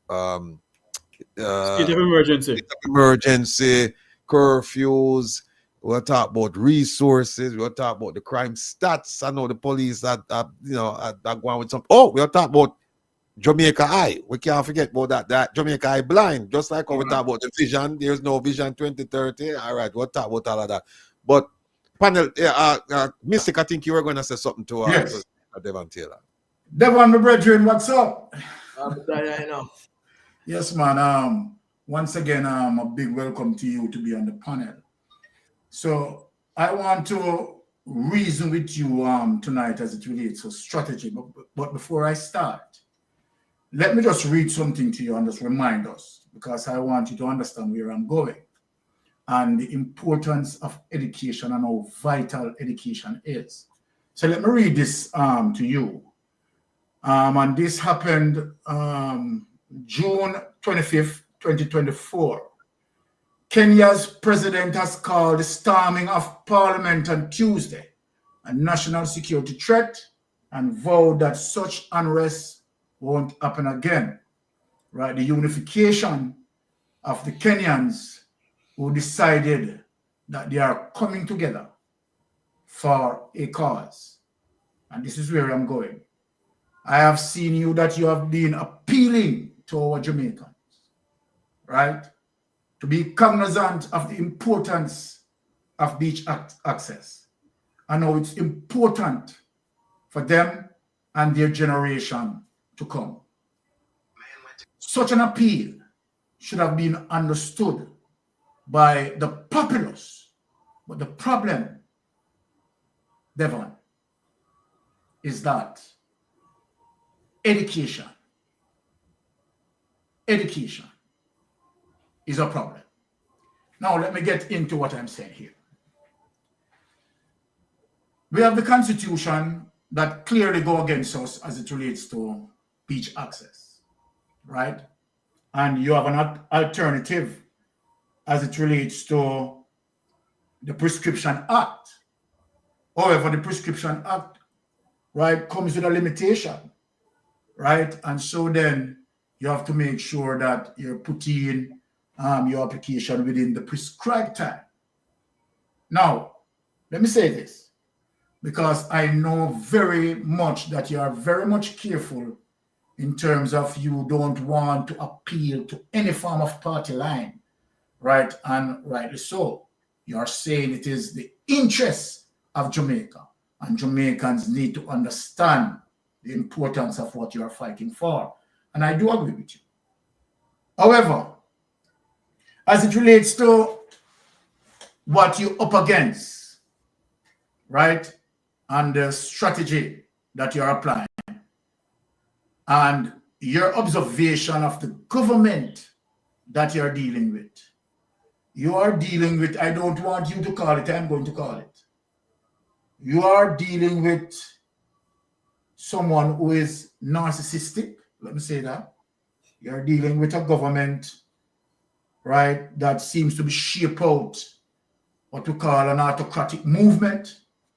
And so then that government, right, is not going to be so much, right, parallel in liking to your interests, obviously, of the continuance of them doing what they are doing in terms of giving their elite friends, right, the prime properties, right? And so then you spoke about the capitalism, right, the neo-colonialist, and all of what you have said, right, is true, and I do agree with you.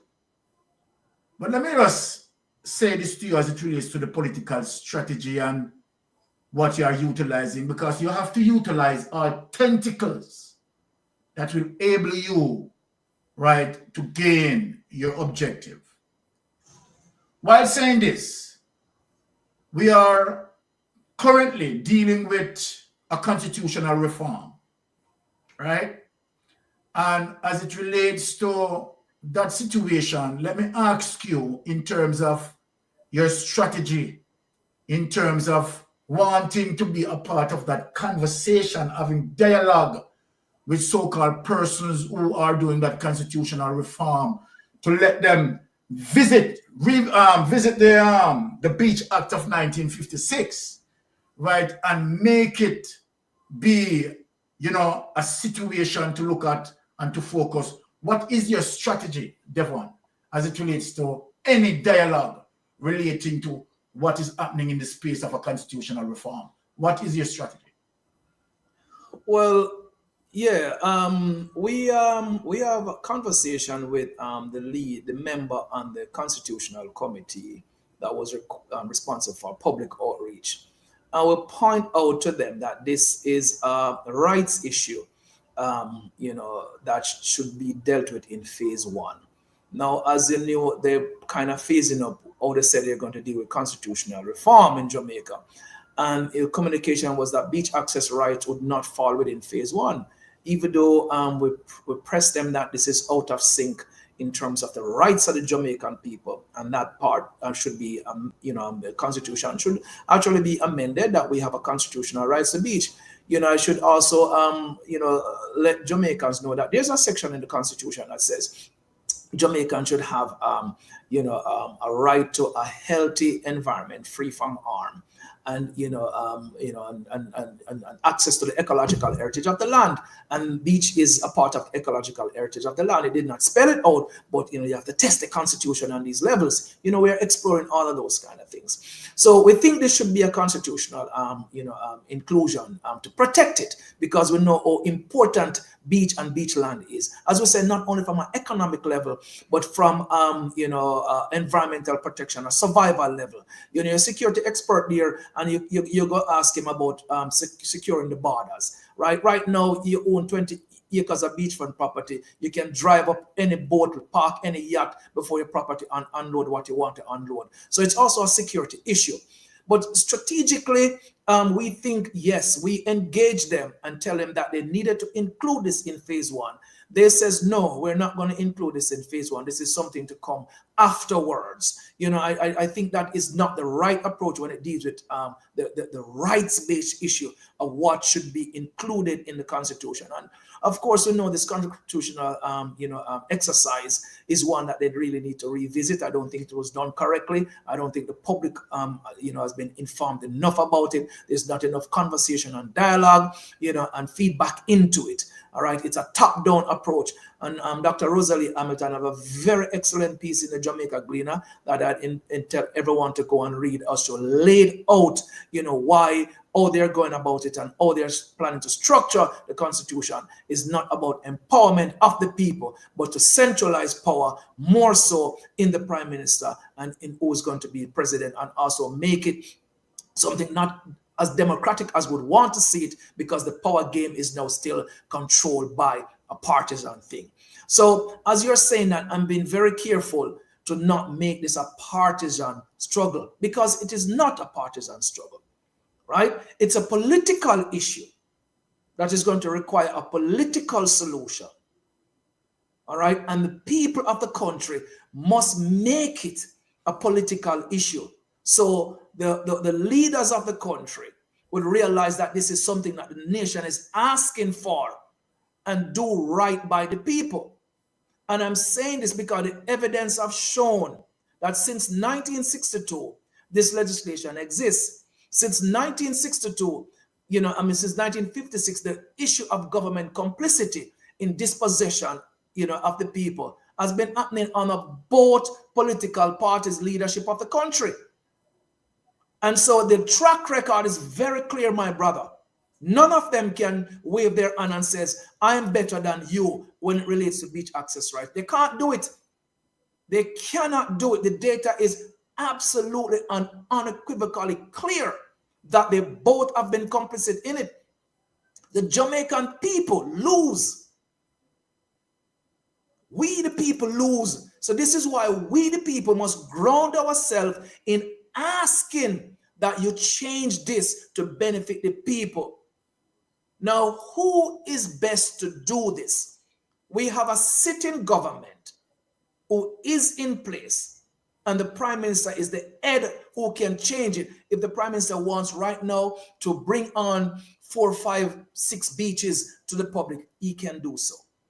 If he wants to, just change it, the law, acquire any new beaches, take any land, nobody can question him. He can absolutely do it.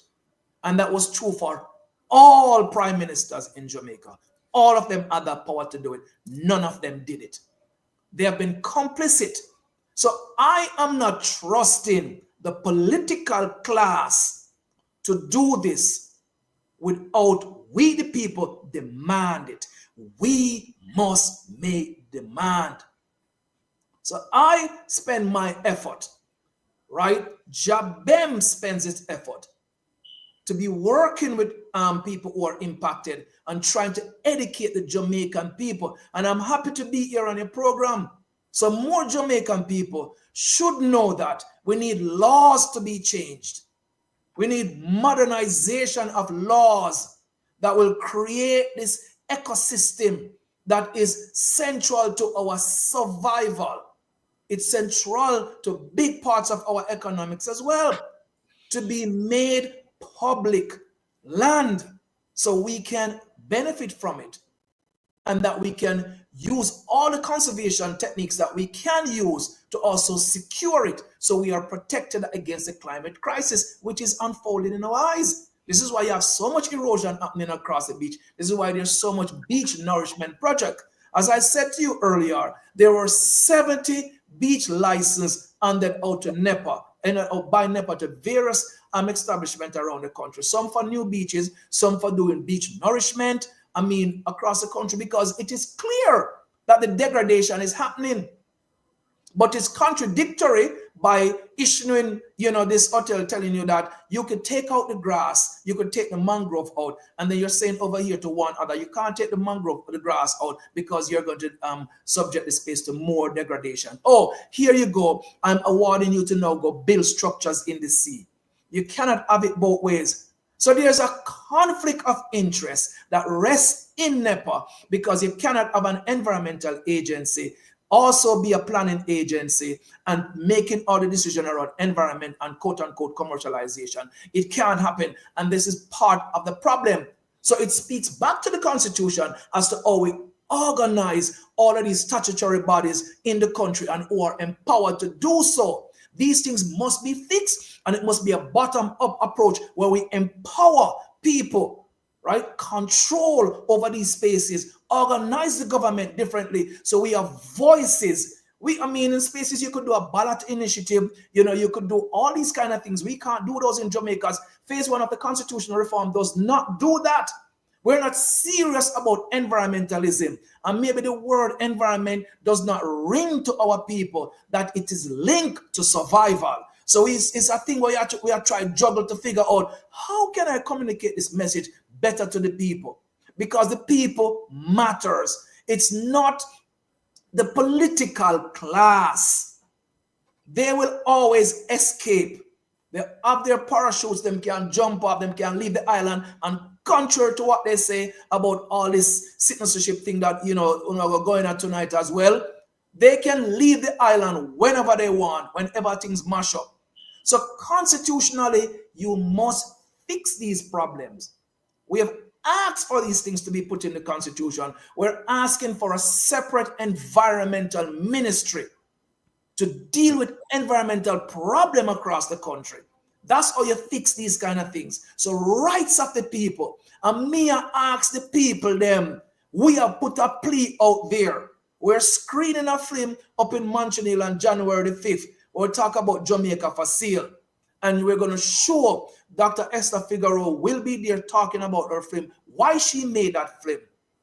Okay? To highlight the issue of degradation along the coastline, exploitation and dispossession of our people. It's all linked to the hotel workers striking on the plantation, rebelling against all these systems of oppression, bad working condition. You can't enjoy the space, you know what I mean? Oh, yeah, work, the much money you make out of the space, oh, it's extracting things, impacting the family, dividing your community of water, mashing up the ecosystem, taking out the mangroves.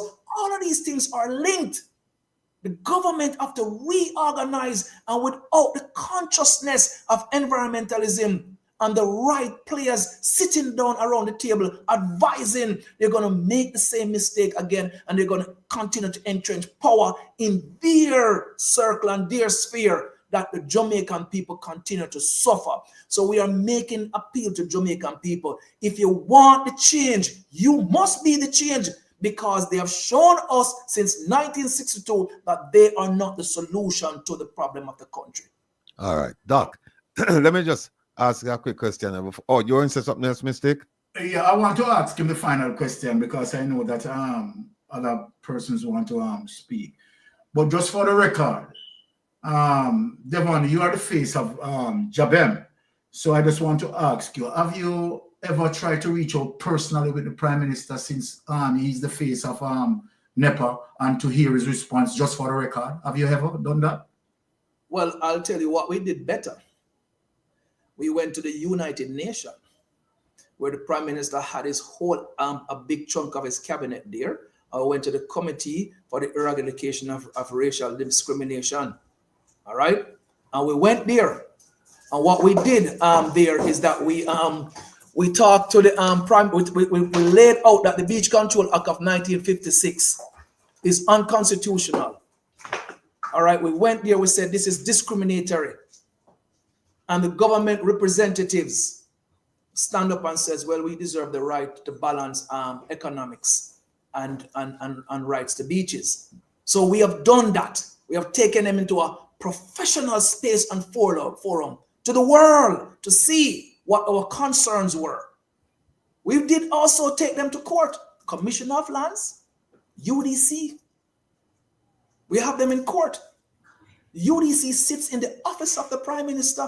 He's the head of it, so he's aware of it. National Land Agency sits in that office that has 19 agencies, and he's the head of it. So he knows about it. We are in the transparent business of having these conversations out in the public, so people know what we are dealing with. So when you carry a court, you are the head, you know. You decommission Mama Bay Beach. That decommission had to pass through NEPA and fisheries. Okay? When we talk about these issues at the UN, you know.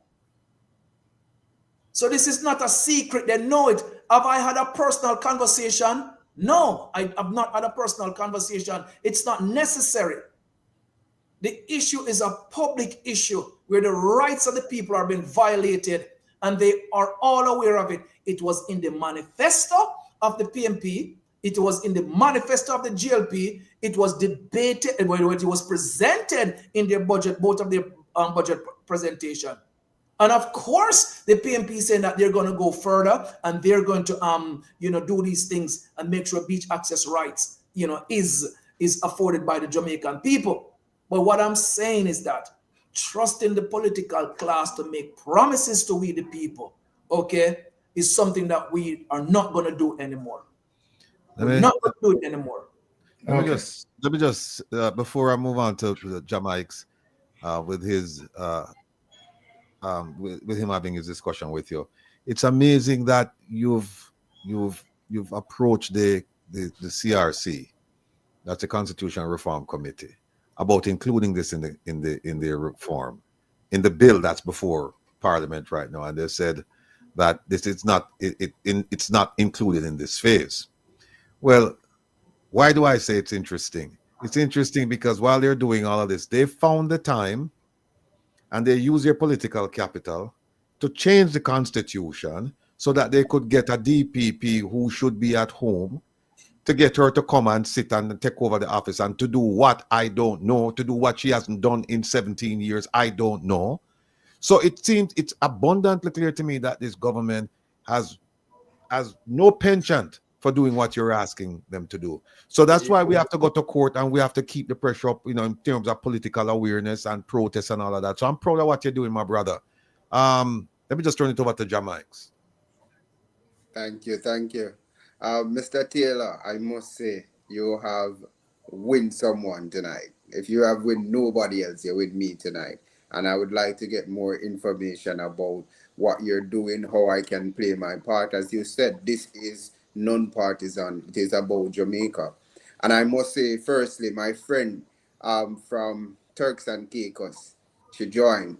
And trust me, she would tell me that she don't have this problem in Turks and Caicos. Beach access, as you said, is there for everybody. And we're not supposed to just look at the beach as it being there. It has mental benefits, psychological benefits for to us. And we need this for rehabilitation and just to feel energized and re-energized. And I just want to talk about also, you spoke about sustainable development.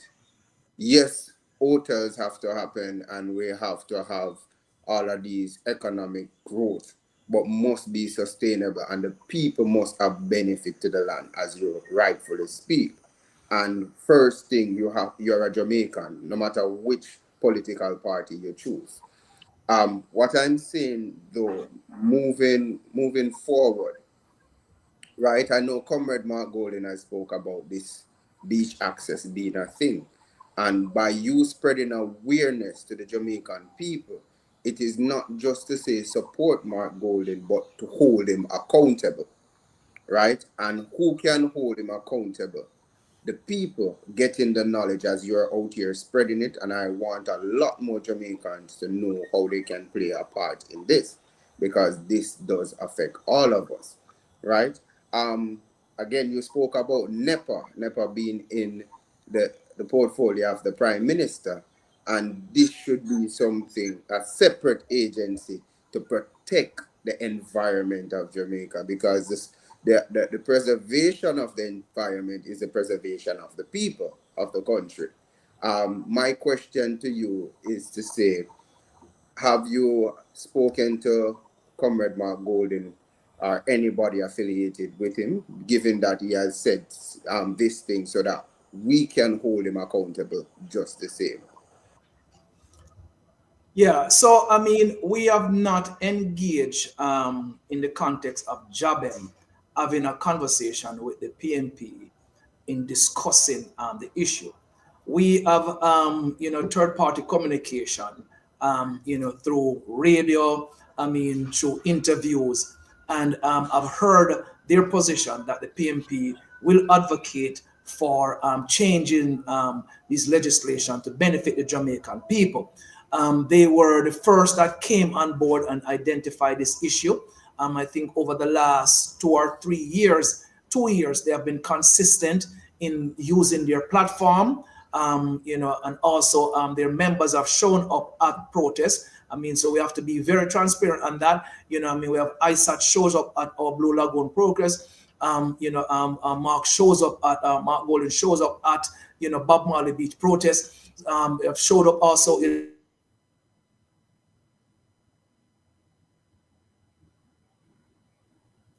Lock freeze up.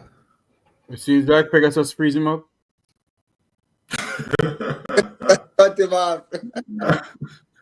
What is it, Jeffrey? Because it's a work. Overtime. Yeah, man, a late time now, they were the overtime for real. But Remember they're watching Rattigan crew, We can see them watering the flowers. This is that he put earlier, Puerto Rico and also the Miami Bay Beach. I must say, I remember as a child going to the Puerto Rico beach when it is open for everybody. I mean, nobody is against development, development is inevitable. However, when you develop, you cannot leave the people out. Even if you're going to charge foreigners to come on the beach, you cannot charge the local people. And the same thing happened in Miami Bay, where the sandals that are refurbished, I remember going to that beach as well. So when I hear Mr. Taylor speak about the beach, a lot more Jamaicans need to be aware of this and know that it is a right and not a privilege to the access of May, may, beach. may I say something to you? Go straight ahead. When Sir Taylor had in the protests, Mm-hmm. a lot of Jamaicans were busy going to conferences and conferences. Mm-hmm. Jamaicans know what is going on, you know. Jamaicans are aware what is going on in the country about beaches. So when Dr. Taylor is up and down, Jamaicans know about it. Dr. Taylor, welcome back. It seems like Pegasus kicked you out a while ago, man. You know, as one of my mentors say, when you touch the ancestral works, all kind of things happen. You know what I mean, Jamaica? So you don't know what the ancestral works, but you see, we're resilient. You see it? So them can't take it down for too long, especially when Rattigan decide that way, Because because they're watching him, They can see him, watering his flowers and everything, No, you. Are you the man talk about when them said that? You're up on the radar too, so nobody try to escape. But Jamaica, yeah, right. What I was kind of was saying was that the opposition have been showing up and have been demonstrating their commitment to the issue. All right. And so, yes, we'll hold them accountable because they have clearly said they'll do something about it. And so, if they should form the next government, right, then, they have made that commitment to the Jamaican people. So we'll see how they rule, in that regard. And so, we, however, right, are dealing with a government that is in place right now who can make these changes, and that we are engaging in the court and engaging in the public that can make these changes. Right now, they can make these changes. All right. And whether or not they need the opposition to also vote on whatever laws that they're going to change, yes. And if the opposition is in alignment, then this is something that they can show as a bipartisan effort that we did this, even though them in this transitional space of the constitutional requirement for election to happen, I guess, by September, and they may not get much done. The people of the country is asking for this. Let's do it and show that we can lead as a team and get it done. So we are hopeful that if it does not get done in the remainder of the GLP term, that the PMP will come on board and will make the necessary changes to laws and to legislation and afford us this right. But I don't want to leave this in the hands of the politician. I want the Jamaican people to push hard for say we want this. Beach access rights is going to be on the ballot. Land rights is going to be on the ballot, right? This is what we want. And we don't want, I want to say something because I want them things have to be crystal clear. It's not about just we can walk that beach, We are beyond access. We're thinking about survival of the country, the sovereignty of the country, and also the participation of the Jamaican people in the economics of the space. So the power arrangement as it relates to who make the most money from tourism must be recreated. So we know deal with our ragtag army, yes, brethren. We have calculate and think about this thing here. We never fight against 500 years of slavery to return to a plantation. So when hotel workers are protest, if we, the Jamaican people, were truly controlling the tourism industry and benefited from it, we would not deal with our people like so. So we want the arrangements of power and economic power to be that of the people. So we're beyond access because it's capital we're talking about. Capital of the land, capital of the sea. 70% of the earth are water. The waters around Jamaica is bigger than the island itself. The magnitude that we can do on the sea in a sustainable way is greater than what we can do on the land. There's more oxygen that comes out of the sea, and the sea absorbs more heat than the land absorbs. We're in the climate crisis, so we have to look at this thing as a complex issue. And we are there with that conversation. We want to bring the government and bring the opposition into this environmental framework of survivability, economics, and rights, and all of these kind of things. And this is why it needs to be a separate environmental agency deal with this. And when we look at the economics and environmental justice of the space, then we bring something out now that is truly transformative, right? And reflect the will of the Jamaican people. Let me just say, before I bring in Jeffrey Tavares here, that regarding Jamaica's question about meeting with the leader of the opposition, that that question was posed to him, and I remember he said that he would be willing to discuss the matter with the resort owners and have them set up an easement so that people could actually access the beaches. You and I know, Devon, that if that is the case, and the resort owners decided not to let it happen, we know who, based on the Beach Control Act of 1956, we know who is charged with the responsibility of enforcing that. Once the Prime Minister says you have to put an easement here, and they say we're not putting an easement, before they can even go to court, you know what, you tell them, brethren, and then you can, and then Jeffrey Tavares can ask the question. Yeah, I mean the commissioner of police. Exactly. And that's written in the law. It's written in the law. Yeah. The Prime Minister can just call him and say, "Yo, them money, I know, give me the easement what I need for my people, you know, so deal with it and enforce it." And the decision is not challengeable in the court of law. The legislation is a very Beach Control Act of 1956 is a very serious piece of legislation, and it basically creates a king, and his kingdom is the entire coastline and the sea.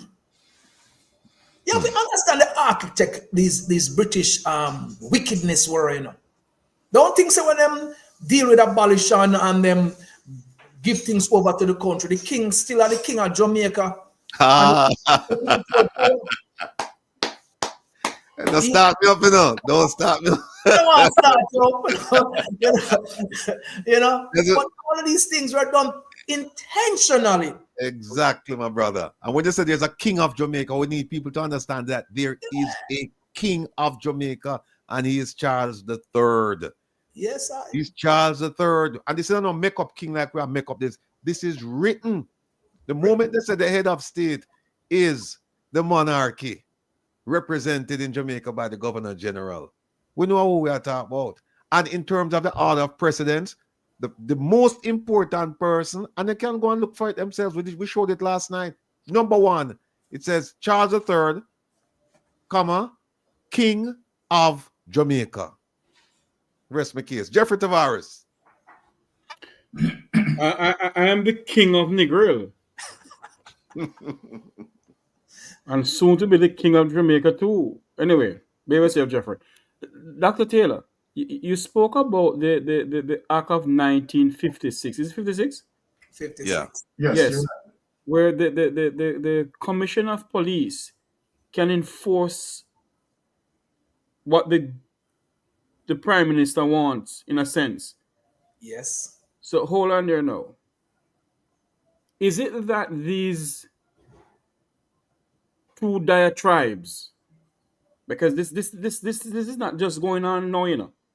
It's been going on from time immemorial. And none of them do nothing about it. Is it that these two diatribes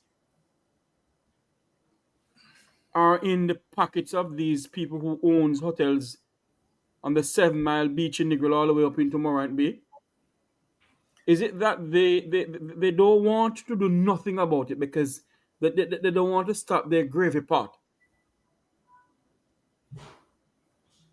Well, Jeffrey, what I'll say, the Beach Control Act of 1956 affords the government with a tool that they can use unchecked by the public.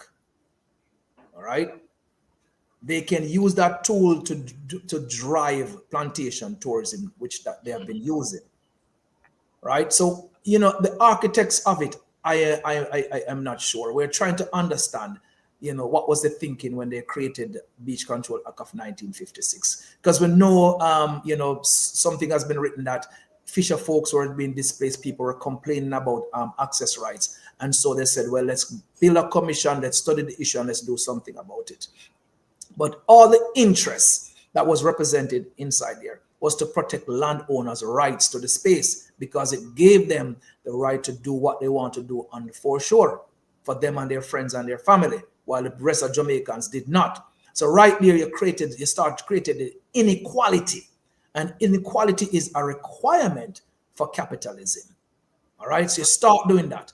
Once the tourism business start kick off in Jamaica and all of these kind of properties are being built, then the act also allow the government to give them the leases to the beaches. So now they start get the leases to the beaches.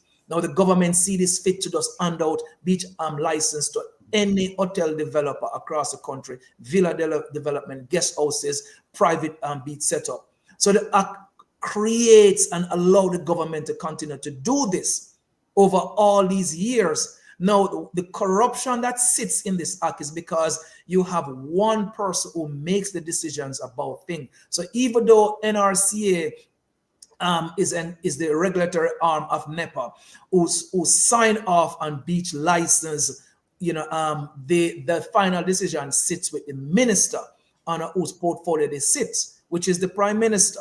All right. And then is one of his minister without portfolio, Matthew Samuda, is also now, I think, oversees that portfolio in his office, but the buck stopped with him. So between those two individuals, Matthew Samuda and the Prime Minister of Jamaica, they controls all that happens, all the outcome for the Beach Control Act and what the dispossession that is breeding across the country currently. I mean, of course, all who sits control a portfolio before them, are also guilty of it. But we are saying in this, 2022, when Jabem came on stream and we start talk about this thing publicly, they're aware of it. The public is now more aware of the issue, but the corruption continues. All right, complicit in this law. Mm-hmm.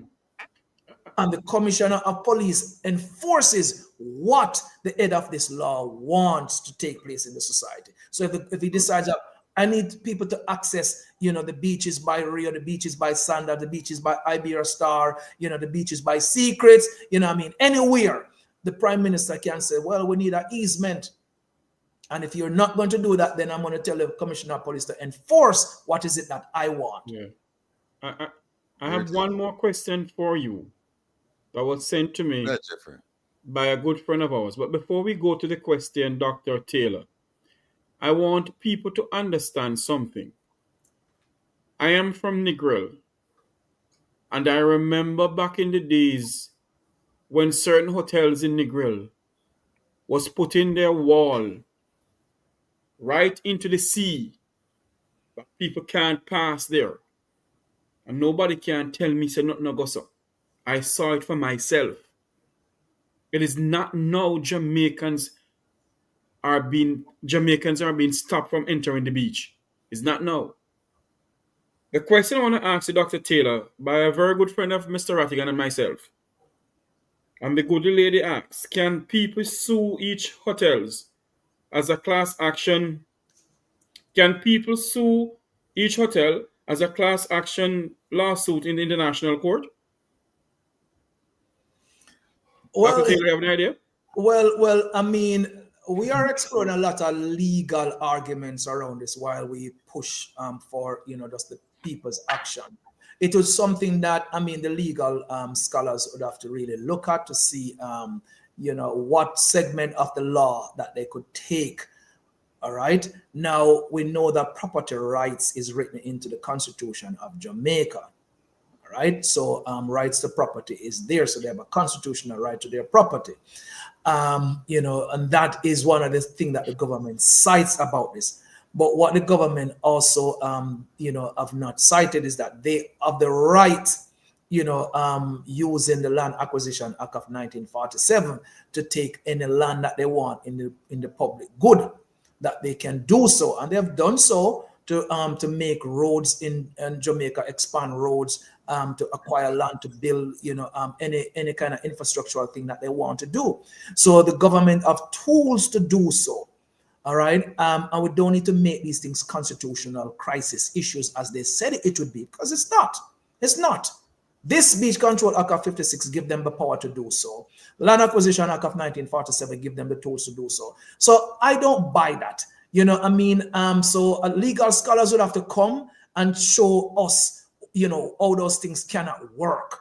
But with my understanding of the law, and seeing how it has been applied in the society before, it can.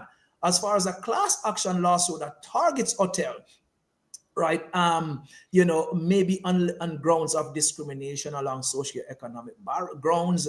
There are all kind of things that can be explored, because, we know that the law is very porous, because the law is written to enforce the rich man's position. Law no right to protect poor people. But Let me Dr. just Taylor, jump in. I never right to protect poor people. So a rich man position. So them full of loopholes. So we could explore it. so Dr. Taylor, that means the Jamaican people can file a lawsuit against the Jamaican government then? That's what they did. That's what Jabem did. And that's what we did. Oh, okay. But let me show something. Let me just show something that to confirm what Dr. Taylor just said. See, the authority, like he said, under the Land Acquisition Act, they can identify any piece of land for public good and say we want this land. No, they'll pay for it, but they'll pay a reasonable cost. They're not gonna pay, and you're gonna have the evaluators come in and said, okay, for an easement or whatever, for this piece of tract, this is what it's worth. But once that's done, look at this, what it says. It says if the authority, meaning the beach control people, whatever, the people who are responsible for that, if they are opposed or impeded in taking possession of any land acquired under this act, they shall apply to the commissioner of police, who shall enforce the surrender of the land to the authority. And the commissioner of police may use such force as may be necessary to enforce such surrender to the authority. That's what we're asking this government, the opposition, that's what we're asking them to do. Why, Rattigan, sometimes we talk about them things, and I say, boy, the law, it's wicked, but then can use it and take it out, and then we repeal and replace it. We are then amend it and take that section out. You're right. No, it's funny, but that is how Yeah. unjust governments operate. And I don't think they're operating in the best interest of the Jamaican people, because the tools are here to do so. All right. Yeah, I'll tell you what. 10:18. No, we still have we have Papa James waiting. All right.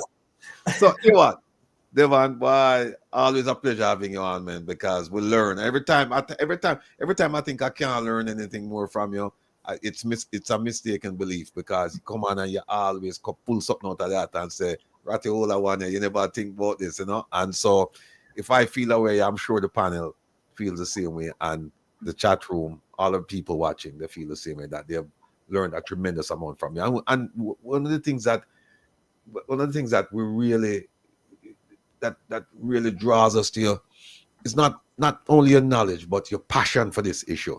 You're not talking about it as from a distance. You're talking about it as if it truly is affecting you, your family, your community, and the country.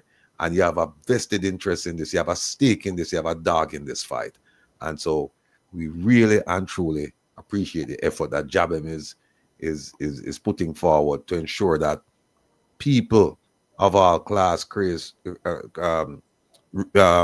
social class in Jamaica, that you can share the beach space with the tourists. We're not saying get rid of the tourists. We're just saying that we need to use the beaches too. Our beach, our birthright. And so, brethren, give us some parting words and we'll talk. Yeah. So we just make an appeal to the Jamaican people to support the movement, support the Jabem movement as we try to remove these discriminatory laws from our books, right, and usher in an era that is just and fair. And we want a law that does not dispossess our people and does not overexploit the environment. The environmental piece is very critical as I talk about the climate crisis and what they're doing on the foreshore. They're degrading the beaches' capacity to protect us from rising sea level. They're removing the ecosystem from there, ripping out all the grass beds, taking out the mangrove, destroying the beaches. That's too important for survival of the country. And then they're taking all the lands and all the beach to make money that repatriate out of the country. So we're not really benefiting from that. All right. And then all that what dispossession breed. Okay, it is an unhealthy thing to dispossess people, right? We can't access this piece for our leisure. Our leisure has been compromised. All right, our economics is compromised. Our, the meditation, the health of what we achieved here, spiritual reasons, indigenous reasons, all of these kind of things, right, are really being harmed by these kinds of policies and the approach that the government takes towards its people. And the only way we can do this is if we organize ourselves and mobilize against something like this, so they understand that we need to make the change, and the change should be made that all 494 miles around the country and a minimum of 60 feet above the high water mark is designated as public land, and their conservation easement at least every 100 feet that we can get down there. And we are having a full conversation right now that we are beyond access, right? The ownership of this space, it should not fall into any foreign hands. This should be a lease-only zone that the government and the people of Jamaica benefit from in perpetuity. We can carry out any conservation effort that we need in the space to protect the country. So we're asking, I'm putting a plea right here, out to the middle class, the full spectrum of it, to find how you can join in the struggle.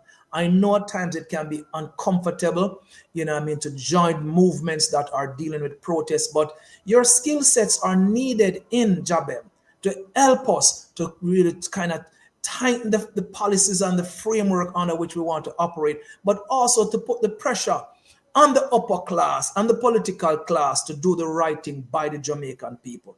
So go to jabem.org, visit all of our social media platforms, Jabem at Instagram or Facebook, X or Blue Sky. We're there. Engage us in these spaces. Come on board. Invite us into your community to have reasonings, with the people in your community. We can dispel any fears you have. We're not an anti-developmental agency. We are a equal rights and justice movement that want to bring in modern laws and modern legislation, which really afford us the rights, the dignity, what our ancestors fought for. And I'm putting a last plug here that on the 5th of January, Sunday the 5th at 5 p.m., we have a film screening happening in Mansion Hill Primary School. Rattigan, I share a link with you. We're asking, you can join online by Zoom or by YouTube. But if you're in that vicinity, would like you to go to the location because Dr. Esther Figueroa will be there. She'll be taking your questions and you could have a frank discussion about how do we see the coastline? Because what we are doing right now is reimagining the coastline and the use of the sea beyond access, right? And this is a Jamaica project. We're making this a Jamaica project. And that's how I left it. Give thanks to Yeah, and I'll share the link with Mystic and Jeffrey so that we can publicize this thing here, the screening on the 5th of January. So again, thank you for showing up, brethren. Thanks for your time. Yeah. Thanks for the effort. And Blessings, everyone. Blessings. Yeah, man. Give thanks. All right, brother. You'll win somebody. Yeah. We could have done a whole show on just beach access, right? Yeah. But, the man is a wealth of knowledge, man, and the thing turn up. Jeffrey, I'm gonna send you the thing for the 5th, as well as Mystic. I'll send it to you, and if you would please just publicize this thing on your program. Really? Yeah. Yeah. Hold on 1 second. We're looking at Jamaica's future Minister of National Security on the platform with us now. All right. We endorse that. All right. Oh, and then we'll bring in Ishmael, yeah, and then backstage. All right. Yeah, big up yourself. Respect, All right. respect. Jamaics. Sir Jeffrey, how you doing? Rowan, the great Rohan James. The All right. great. Here's what you're gonna know. Because we have some housekeeping rules that we're just keep it so that the speaker or the presenter, we don't have no speaker and a presenter. We just have a focus person. We're gonna lead the discussion and then we'll just jump in and one at a time and just deal with the thing because we want to speed this thing through. So Jeffrey, you want to go next or Mystic? Mystic, you want to go with your presentation? All right. You want to bring up that document? Oh, you yeah. have that document. All right. Which one you want me to bring up? The consolidated report. Okay. Okay, here it is. All right.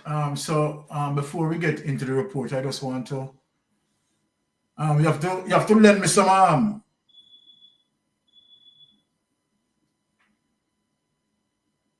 okay. All right. Before I get into the report, right, I just want to guide the people as it relates to why we are choosing to discuss, right, as it relates to the consolidated update on SSL. So my argument is for us to really take a keen focus on our criminal justice system as it relates to the prosecutorial arm, because I want to be careful here, right? So we already know that we have 3 categories of our criminal justice system, which is the investigation, the prosecutorial arm, and the judiciary. Now we have seen where, this government particularly, right, seems to have much influence, right, over 2 areas of the criminal justice system, which is the investigation arm and the prosecutorial arm.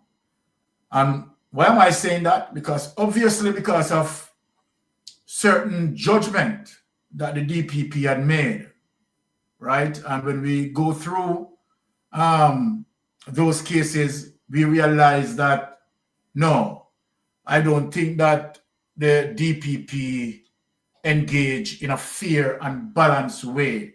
Let us say that. So then I am going to read clearly from my phone as it relates to a particular case of interest. And we are going to talk about the SSL case, because the SSL case is where all the demons lie. And when we said all the demons lie, right, we are looking at 2 things that jump out at us, which is major organized crime, and of course, we have seen samples of money laundering. So let me say that, and that is the reason why we have to delve into this, right? Let me just find the necessary information where I can read from, because Ratty, can you increase the font from that, or I can take it from my phone and read it from my phone if you're unable to do that. Kevin is going to. Oh, hold on. Kevin, I increase it right now. Okay, let me just put it on my.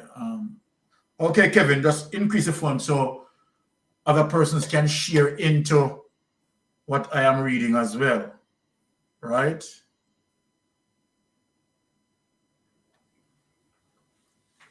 I will just guide myself from my phone, but I just wanted to put up there, right? Now, we are going to identify as it relates to when we talk about good governance. And when you have a financial crime like this. Hold on a second. Is that good Yes. or bigger? Is that good? Yeah, it's okay. It's okay because I have James, you can see that? Yeah, it's just for the people to see it. I think it's clear enough. It's clear. It's really Okay. enough where people can All see. right, cool. Right? Now, where you have a government, and let me say this, right, without no apology, based on the government modus operandi in terms of defending, right, I would say, of course, criminality. Because when it comes to the SSL case, and we have seen that the government make all the efforts in hiding the facts, we have to speak it as it is. And when we see all the effort in covering up. So let me just go ahead and read as it relates to why this is important, because it's hinge, right, on the level of justice that we want and the level of injustice that this case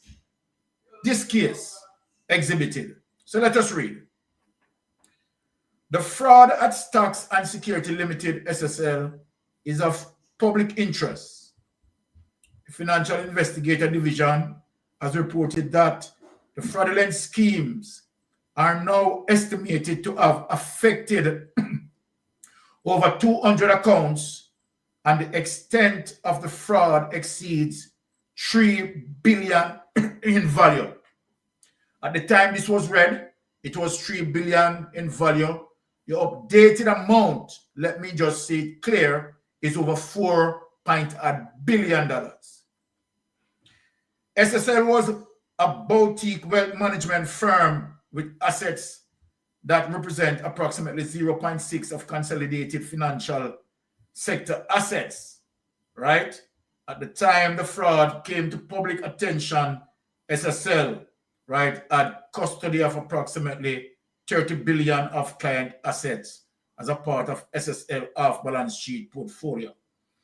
Now let us pass that and get in some of the lies being told, right, in Parliament, straight out. Some of the lies being told as it relates to the SSL saga. Let us look at 2.1, transfer of accounts that Nigel Clark spoke about. At the time that SSL came under temporary management, it held a portfolio, right, of balance sheet assets across thousands of client accounts. The orderly winding down of SSL requires the transfer of these assets to clients, right, after clients. Contact SSL and provide acceptable know your customer and identification information. Now 2.2, transfer of local securities. Now why this is important for me to read out, because none of the persons here, right, as it relates to what the minister spoke about is true. Nothing here, right, make any reflection of any truthfulness. And yet Nigel Clark packed up and leave. Now look at bulletin point number 1 under 2.2, transfer of local securities.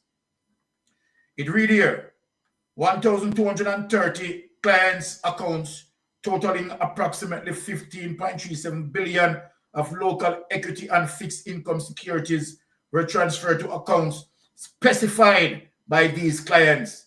This is a blatant lie. Jamaican dollars cash of approximately 656 million for 338 clients has been paid over to these clients. Again, this is a blatant lie. Therefore, a total of 16.35 billion in our approximately 70% of Jamaican dollar denominated assets held in SSL of balance sheet portfolio have now been transferred to clients. Now, when you look and you see a government who decided, right, to double down in deceit, viciousness, and corruption, right, and try to cover what we would call a major organized crime that have tentacles up to the Prime Minister's office without no apology. Remember, it's my saying. Now, let us get into the investigation piece, because this is why we are addressing the DPP. Now, let us read. This is Nigel Clark, and I'm paraphrasing him. As I mentioned in my opening budget presentation in March 2023 and again in March 2024, with respect to the investigation into SSL, the policy position of the government is that we will make available whatever resources are required to ensure a thorough, fair, complete, and independent investigation. All Jamaican people know said that a lie. Right? We all know that is a lie. Now, hold on. That will make available whatever resources are required to ensure a thorough and fair, complete, and independent investigation. Leave no stone unturned. Well, we know that SSL being unsolved, and we know where Nigel Clark is. So we know that a lie again. Right? Follow the evidence wherever it may read and seek, right? And seek international assistance.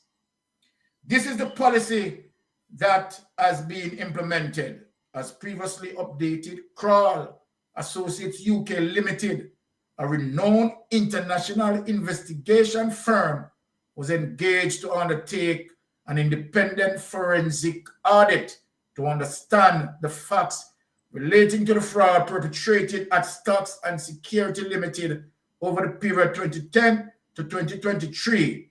The company was selected because it did not have any connection in Jamaica and because its vast experience, I want people to take note of what they are saying here now, because of the vast experience of this company doing this sort of forensic audit, giving the complexity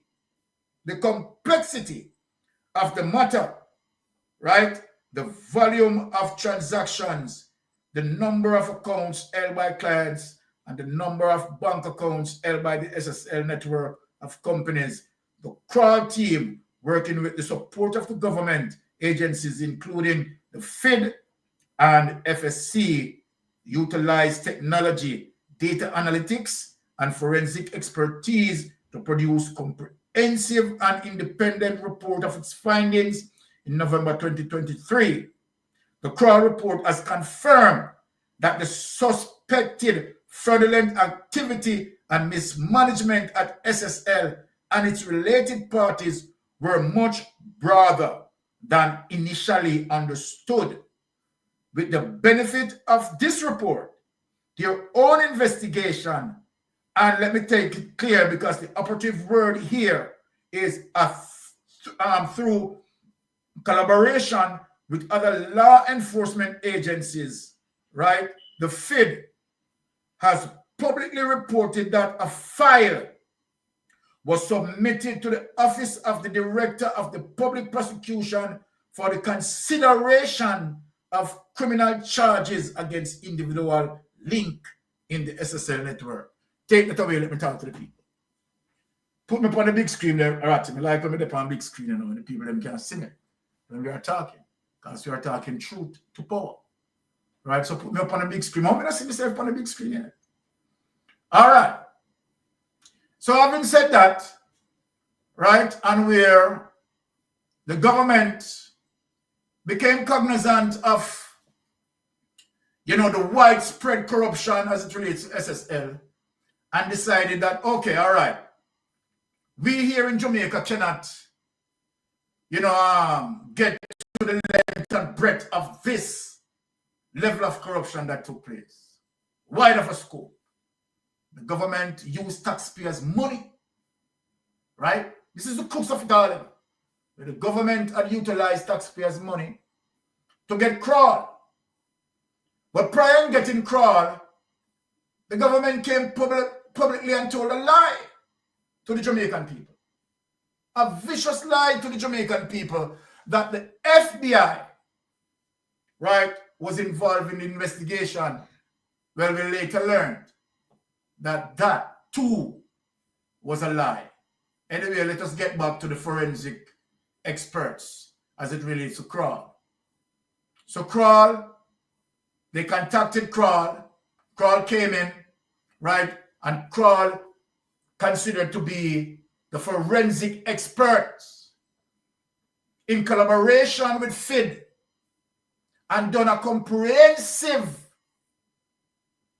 a detailed investigation. And from the detailed investigation, it resulted into a comprehensive report that was handed to the DPP. Handed to the DPP. Today, as we speak, going about a year, as we speak, nothing has been done. Now, let me say what the DPP said. The DPP said that it is a prudent DPP when it comes to high-profile case and particularly financial crime, that the prosecutor and the investigator need to work at the hip in joint collaboration, dotting all the I's, crossing all the T's, and to make a solid prosecution. Obviously, we have seen that, of course, the prosecutors and investigators are not working at the hip in this particular case. And what we have seen that, of course, the expertise, right, who had done a thorough job and where Paula Llewellyn admitted, right, and spoke publicly, right, that she's not the expert as it relates to financial cases. And so then here's the expert completed their investigation and said, here is a comprehensive report and recommended for persons to be charged. Now, Paula Llewellyn respond to that is saying that, of course, they need more documentation. Now, I had spoken to, right, what we call, right, an expert, an ambassador of Interpol. And as what he was saying, that, okay, if the DPP is going to take that stand, then the DPP need to identify, okay, what are the documents that the DPP, right, would need, and give a time frame as it relates to, right, when that sort of investigation can wrap up as it relates to the document, right, that she is required of. Now, we have not heard anything about that. And the DPP, right, wants to now return to the office. So when we look at that situation, we have a problem with that. When we look at other situation as it relates to the National Water Commission situation, right, we also have a problem with that. But since I have only two subjects to speak on, right, that is my first subject that I just spoke on, so I will yield to the panel in terms of what I pointed out as it relates to what I call my perception, my own opinion, that this DPP is politically biased. And I rest my case. Okay. Well done, Mr. Advocate. Mr. Ishmael, I see you taking notes. You have anything for Mystic regarding this SSL saga?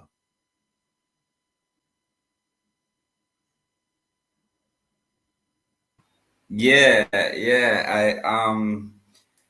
I have. Good evening again, everybody. Good evening. It's it's such a time to actually be on the program, given that a certain news station published the biggest winners and losers of the year 2024, and it's through that lens that nobody laugh on Rattigan. Right, and it's through that lens that I appreciate what Mystic Sensation was saying, because here amongst us we have, you know, a soon to be member of parliament and minister that has emerged from the dust as one of the biggest winners of 2024. How would that? I don't remember his name. I start the Is general that big up. Isaac? That's Vesina Is that I am saying one, yeah, man. All right, cool. Right. So and yeah, Mystic Sensations analytic mind in relation to what exactly is going on, because the truth is we have a tendency to trivialize and shortchange investigative issues, especially as it relates to Jamaica and Jamaicans. The SSL saga, extremely important, but it is not in the forefront of most Jamaicans' mind, because we have become trending junkies, as what I call it. But we need to understand that this particular issue is very important. So I am absolutely honored to be in the company of massive investigators, advocates, and some astute lawyers like Father Ratty and Mr. Winnerman, because that means that I have big shoes to fill. And it means that if I am, if I am falling short, somebody will tell me that this is not the way to go. And it's so unfortunate that I personally think that maybe the Honorable Prime Minister don't necessarily have that. So I am going to publicly ask Mr. Isaac Buchanan to be his mentor, because he kind of need it. So, so yeah, really, really and truly, some of the things that you mentioned, I didn't even know, because the matter was so trivialized, So I appreciate that. I really do. And I think we should continue doing it. And if I not lie, I'll call two of my people if we start the fire burning again, because it seemed like it got out. True. Well, Let me bring on Mr. Rowan James, chairman, soon to be member of the elite, the advisory board to the police commissioner. He hasn't said a word. He's been very quiet, and that's typical of him. He's a very patient man. And just get the screen, Ratty, and put Mr. James on the big screen. Oh, yeah. Who want to speak to Mr. James? All right. Indeed. All right. You're right, sir. No, Mr. James, you heard what Mystic said about SSL. Now, as an investigator and as somebody who's been following this piece of news, any comments? Good night, everyone. Just to simply say that consequent on the attempts to defocus my ability in service, I can reassure the people that I'm not defocused any at all. Simply to say that basically we know that the tenets of good governance and jurisprudence practice as it relates to the DPP's office. The DPP, due to her entrenchment in the Constitution, has the capacity to initiate or to bring to a halt any prosecution. And if there's insufficiency of material, I believe that out of good guidance, she would have indicated to the respective investigators what it is that she's looking for. And I have always indicated to persons that expediency is not the essence of good investigative skills. It is ensuring that you get all the materials and ensuring that you are able to mount a viable prosecution with the intent of getting the desired outcome of a conviction. Justice is what is the base of service. And I don't want anybody to believe that it is as simple, as straightforward as putting the emotions into the issue of the investigation. It is something that is consequential. You have persons' constitutional rights to think about, and the investigation must unearth all the evidential values, and so that the court can be in an informed position and be ably assisted so that they can make a determination as to guilt or innocence. So I'm just saying that while it is that the investigation may seem long, it is not something that I would want persons to hasten and to say that this is taking too long. I rather for the I's to be dotted and the T's crossed than for us to lose focus because of emotions. And then we have a very good prosecution that could have been mounted, and we squander the opportunity because we fail to pursue diligence to the very end. Brother James, could you allow me to ask Brother James a question here? Yeah, man, go ahead. Okay, because I listened to you on the conversation that you shaped, right? You've been shaping what we call due diligence, right, into the investigation and to ensure that persons' constitutional rights, right? You have to think about persons' constitutional rights, and I do agree with you. So let me ask you a question. As it relates to, and I'm going to give an example. When you have a prosecutor who cognizant of a tampered jury, do you think that prosecutor should think about someone's constitutional rights in terms of forcing the court to proceed? Just asking you a question. Openly, I said no. Once you have a tampered jury, then it's a matter that the court should not be forced into pursuing that matter. And of course, you would have seen that matter that went to the Privy Council, the outcome. We would have seen previous matters that precedents that has been set, where once the jury has been compromised, then it is in the best interest of natural justice that the matter be discontinued and a fresh jury panel be empaneled. So, second question, I'm gonna follow up with that quickly and allow other persons. So then, are you clearly saying that the DPP did not consider that person's constitutional rights? Based on the outcome that I've seen, that is what the Privy Council has concluded. Okay, I yield back.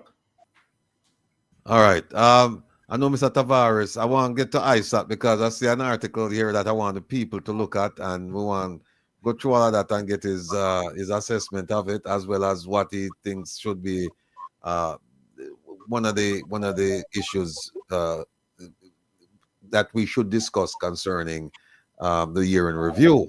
But before I do that, I know Mr. Jeffrey Tavares has to run, so I just want to give him the time and the space right now to make his argument. Mr. Tavares, sir. Good night, everyone. I hope I have sharing privilege here. I think I do. Let me see something here. I want to speak about the case of the century as my good friend leaned back in his rocking chair. He's not old as yet, but leaned back in the rocking chair in his red shirt and everything. Sir Isaac Buchanan, Jamaica's future Attorney General.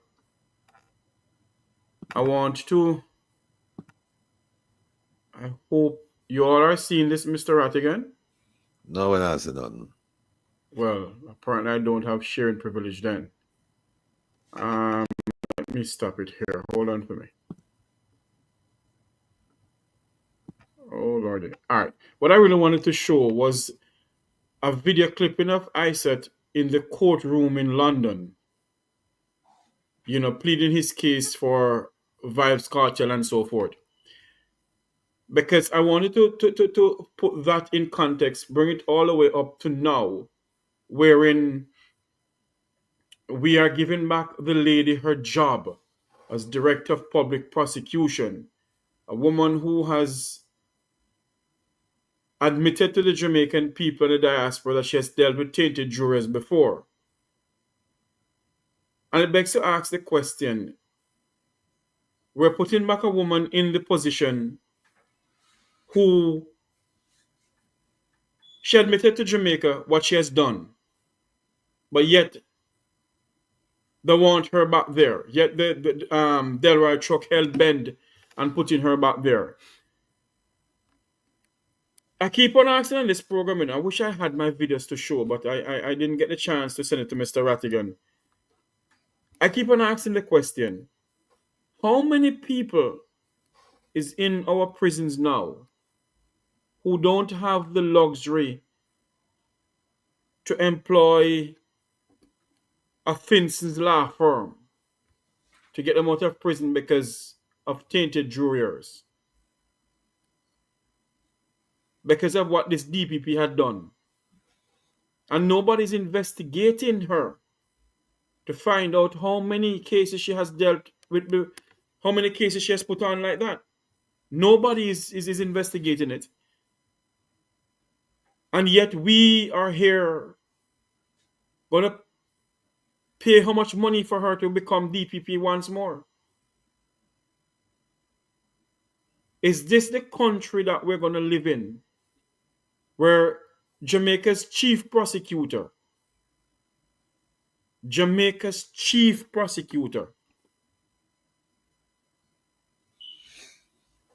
don't have any credibility at all because of what the admission she has made? And everybody, the judge, I'm having an echo now. I wonder if it's Mr. Buchanan giving me that echo.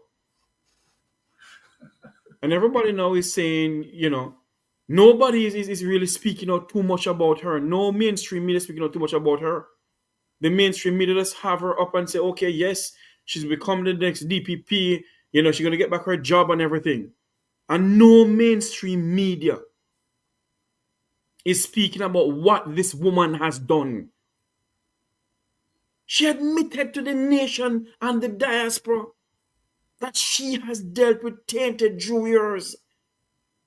And you believe that the Ministry of Justice will investigate the case that she has presided over. And no one has. We're the laughing stock of the world. Other Caribbean countries are looking at us and say, but what happened to Jamaica? The chief prosecutor who represents the country has dealt with jurors who get paid. And you hear nothing. All you can hear, she is going to become Jamaica's, they're going to reinstate her as Jamaica's Director of Public Prosecution. Well, let's hope that the People's National Party, who has bring this case to the court, let's hope that they can take it further. Who they're going to get as their lawyer to represent them in London, we don't know. But let's hope they take it to London, because it cannot continue like this, where the rule of law in this country continue to be a willy-nilly thing, a plaything for the people of the Vumvava and the Vumvavi. While Jamaicans who can't afford lawyers, they are the one who are being punished, and the people of the high up get off scotch-free. Mr. Rattigan, I wish I had my videos to play, because I really wanted to play the videos. But I just want to say this, that we need to stand up for this country. We need to speak out. It cannot continue like this, where Jamaica's law is for some and some get away scotch-free. It can't continue. It cannot. I just want to yield back. I have to run. I want to yield back to everybody. I want to say thanks for having me on, Mr. Rattigan. I wish I had my videos to show, because, I really wanted to show the videos, but it can't share. But I say thank you all very much for having me on. Mr. Rattigan, thank you so much for having me on the program, sir. Blessings. Mr. Jeffrey. Yes, sir. Sir Rowan, we'll talk. Jeffrey, before you go, you mentioned that the law should be equally applied. And that's why I'm saying this convicted criminal must go to jail. We don't want no fine. We must set an example if we're truly serious about fighting corruption in Jamaica. This man is convicted. He's not suspected, or the charges are alleged. He has been found guilty. We don't need a fine. He's facing 6 months in prison and up to $500,000 in fines. We don't want the fines. We want him. The place where we want to find him in a prison. That's where we want to find him. We want to find him down at GP. So I'm gonna keep putting this up, because we cannot let justice must take its course. There must be the true administration of justice. If ever we're going to fight and make some appreciable inroads into the scourge of corruption. So I'll keep putting this gentleman up there. Now, Jeffrey, you mentioned the DPP and her situation. I won't subject my esteemed colleague to making any comments, because the last time he made comments, we saw what happened to him about that lady. So I'll spare him. But I'll open the. Go ahead, Jeffrey. Before I go, though, we want to ask a question here, though, Mr. Rattigan, because if the DPP, remember Hugh Wildman told us something last night or the night before, that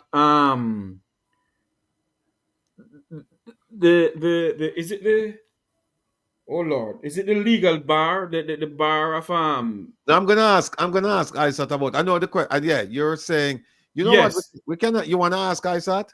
I would love Mr. Mr. Buchanan, we were given the impression last night that a suspension by the Federal Legal Council does not prevent you from practicing law if you're going to practice under the umbrella of the government. What do you know about that? Put him on the big screen.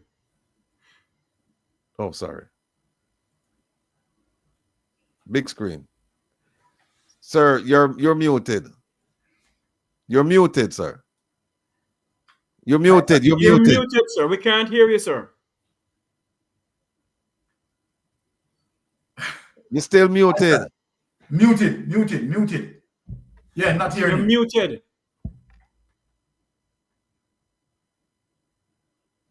And turn off the echo. You are muted. Muted. Your mic is muted, Mr. Buchanan. All right, hold on. Let me unmute him. Oh, okay. Okay. Are you hearing me now? Loud and clear from Nickel Point to Jamaica House. You hear me now? Yes. Loud and clear. All right. So there is a school of thought that if you work with the government, such as clerks of courts and the prosecutors, they do not derive their powers from the General Legal Counsel. So the General Legal Counsel certainly wouldn't have jurisdiction over, let's say, for instance, the DPP in her role, or as she sits in the constitutional seat, that office. The GLC is really to regulate private attorneys. And it's quite odd because I do recall a prosecutor, Sophia Thomas, who is called to the bar and has a practicing certificate, and she was actually suspended for about 6 months or something like that.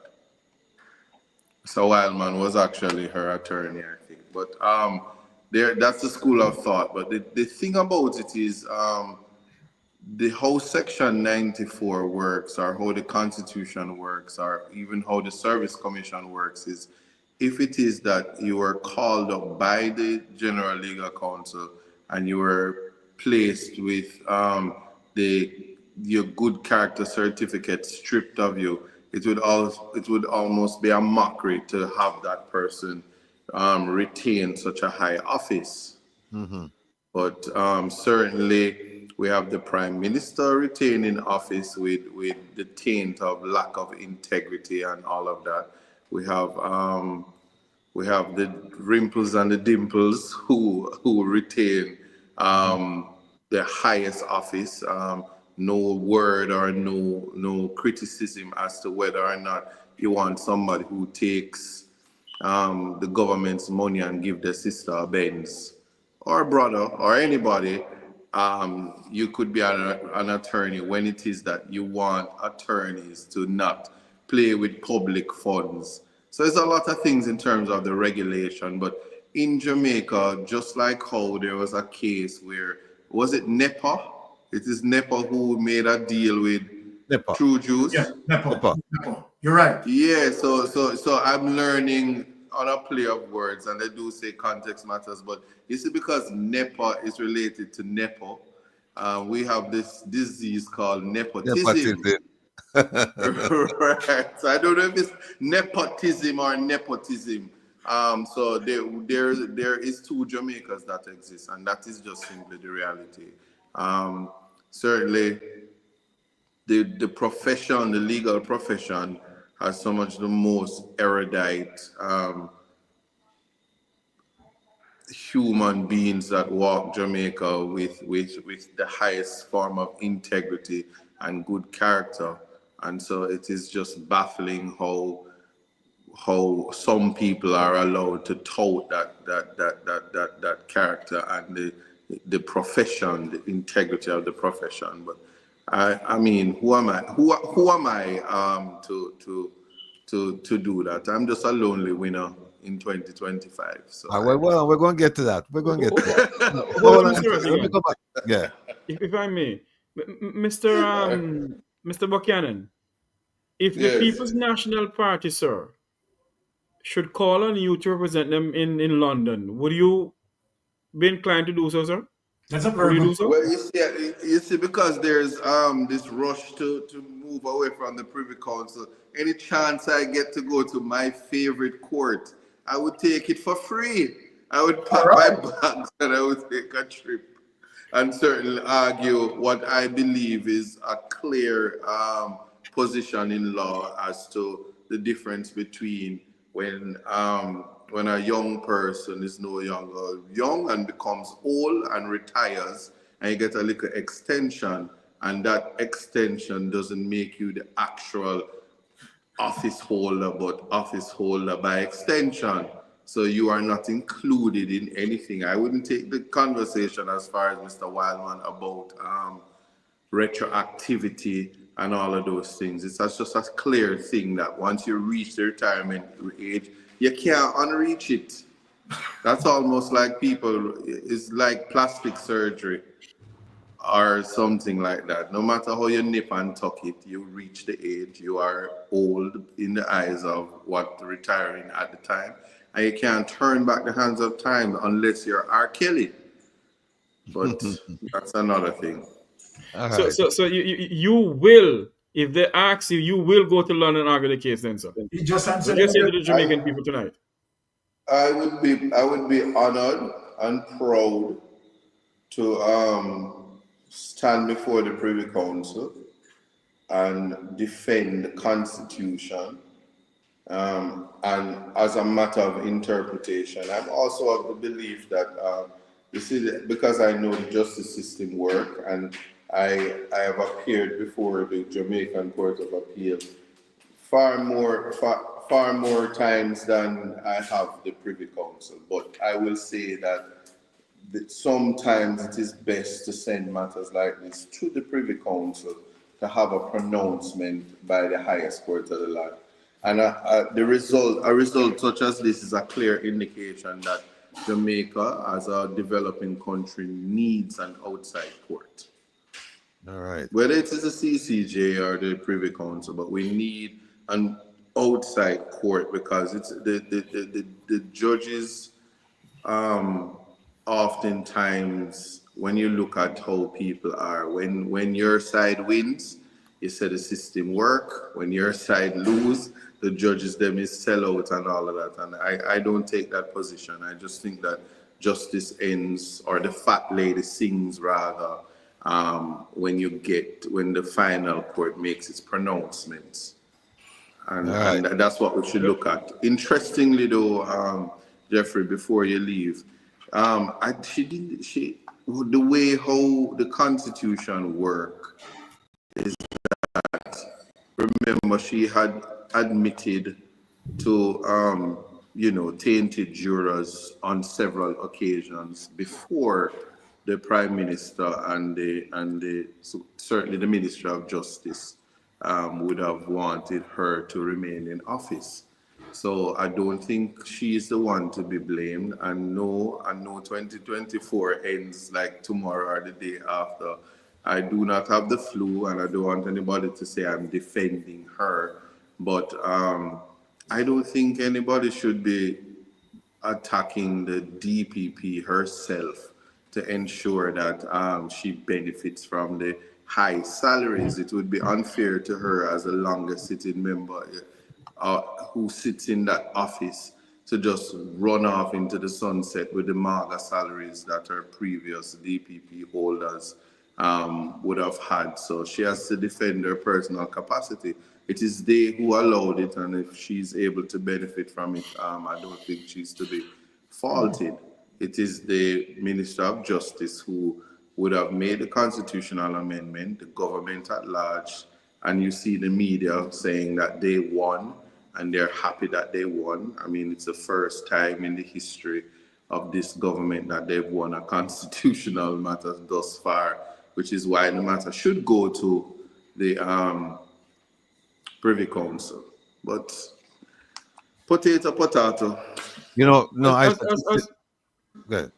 as an attorney, Mr. Buchanan, though, is there a case to be had which she admitting, and previous occasion she have dealt with tainted jurors, though? If there's a case that she admitted? No. What I'm saying is there a case to be had in the sense of she admitting it? Can somebody, or how should I put it now? Then, as a lawyer, do you think that she has done something wrong and she can go before the court for that? So let me tell you, boy, this must be the night where I defend the DPP. Listen, the DPP, now as it is, did not and still does not think that she did anything wrong or untoward. It is a practice that they would have done. It is a practice that our Court of Appeal had accepted. It was endorsed by our Court of Appeal. It is the Privy Council who said, no, we can't do that. And they said we cannot do that because they would never have wanted something like that to happen to a citizen of England. It's a lot of things that we are to consider, whether we accept black justice to be different from that of white justice. Is the air that we breathe in Jamaica different from the air in England? And these are questions we are to ask, because if you ask the DP, remember, right up to after the conviction was overturned, it was the DPP herself who said she would fight tooth and nail to ensure that there is a retrial. And so at no point did, until the retrial hearing where Miss Lorena Tugwell says, listen, we do admit to breaches of constitutional right. And that was when the DPP was on her sabbatical because of the case. But one thing is for certain, I don't think that the DPP thinks that she had done anything wrong, and I don't think that the Jamaica had thought that until the Privy Council said otherwise. And so it is a practice that was done, and I think that the DPP herself, with direction from the court, the Privy Council, is not a practice that I believe that she would carry out. In fact, I don't. Outside of the Adidja Palmer case, I don't recall having contentious matters with the DPP. But I mean, it is what it is. Let me just say that you said that we shouldn't cast any aspersions on her for the lawsuit because people allowed it to happen, and therefore she's just essentially a beneficiary of whatever they're doing. She's not a part of it. But as a reminder, the lawsuit, the appeal, she's a party to the appeal. She filed her own brief. The court didn't pay any attention to it. They said, okay, we're going to rule on the appeal brought by the government. But when I went back and looked, she actually filed a brief in the case, and they just didn't. They just paid no. And in fact, she was asking for court costs, and they said, no, we're not going to grant it. You're going to have to basically come and show us why you think you're deserving of it, because you were represented by the Attorney General. So that's where we are. But before we go, what I'd like to do is, Jeffrey raised the point about the DPP and the tainted jurors that she's worked with. Anybody? Does anybody want to comment on that before I move on? Yes. Quickly, with the new revised public sector compensation and the DPP now getting 10.9 million, I think, per annum, is it right for us to be paying a DPP who, as Mr. Tavares just highlighted to us, that used tainted jewelry, was okay, very, very much okay with going ahead with tainted jewelry, not just one time, but more than one time? Also, not having understanding of simple, just etiquette, courtroom etiquettes, where she go in the courtroom and her cell phone ringing, and just to know that we pay her to defend the Jamaican public, and then she hires a lawyer to defend her, while we have Mr. Isaac Buchanan here, which a lot of people don't want to accept that the man has rehabilitated himself and is one of the most brilliant men in the country. So I'm asking, is that money well spent to have this lady to come back to defend Jamaicans? Are we confident that justice will prevail in any of the cases? Who wants to take on that question? Well, I'm going to take it on, I'm going to take it on, and I have to end the year controversial. They spent $22 million for debushing in every constituency. I don't think, and they fix roads. They spend $1 billion on roads that rain wash away the next day. People never get. Yeah, I'm saying if you look at how this government is spendthrift, and the government needs her, without this DPP, you will have a prime minister who is likely to be in prison. I think it will be money. It will become apparent sometime next year when particular rulings are made, when the rest of the illicit enrichment crew who have no integrity is revealed.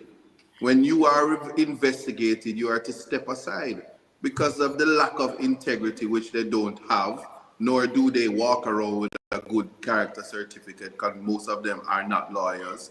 And I mean, given the fact that one of them re-emerged as an MP walking with a good character certificate. I don't even think he It's can speak on ironic. that anymore. It's ironic, don't you think? So I don't think that anybody should question, because I can tell you this, as the longest sitting DPP, she has done a lot of work and she has rhinoceros skin and her back is broad. She has taken a lot of criticism, but she has brought the office into the public eye and she's managed herself well. I mean, this is a DPP who sat in the Privy Council, and she saw me advocating, even though she has never done so herself. So I always give credit to persons who can sit in spaces where persons are victorious and stick around nonetheless. It takes a lot of grit and guts, a lot of cojones to just be in the space. And she is, on the other side, a phenomenal black woman that has shattered glass ceilings. And we cannot, you can't just use one thing. Like I said, we are an emotional country, but kudos to the DPP, and I think that she deserved that good pension because she worked hard for it. Yeah. You know? Work hard. When you said work hard, Mr. Buchanan, work hard in what way? No, he's being Donna facetious. Summer has a song. Can I quote a song? Can I get it trouble? Might you get into She trouble, you know. worked hard for the Donna money. Summer might come back from the So grave. hard for the money. No. So you better treat her right. No. So No. again, No. You know, ISAT is not only a winner in the eyes of a particular publication, but he's also a good wordsmith, because you know the twists and turns that he takes us on through, you know, when he's describing something, because he got to the point, he got right to the edge and then he turned around, because when he said she's brought the office into, and the word that generally follows into this and him do a turn. Kudos, my brother. Kudos. If I may, though, if I may, Go ahead. so I really appreciate how he decided to word that, and I must say, it's because of explanation like these why we understand, you know, the importance of education. And this is not this may sound like a commercial, you know. This commercial is brought to you by the Tablet Drive of Eastern Portland. But yeah, you know, riding off the coattails of Isaac Buchanan, I think it's very important for us to remember that, you know, he is how he is because of education. So please remember, if there's even one tablet we can get tonight, we'd really We're going to get to appreciate it. We have 860 Okay. devices tuned in, and we're going to ask each and every one of them, if they can, to make a donation of Right. at least one Absolutely. tablet to the children of Man. Portland. We'll also send you the information again. Yeah. All of them. So it's no problem. All right. Anything else from Jeffrey before he leaves? Well, I must say that the way how council explain all of this to us, I accept his explanation, but I still believe that this DPP should be dragged before the court in this country, or dragged before the court in London, because it cannot be. I still do not believe it can be that this woman admitted to so many things.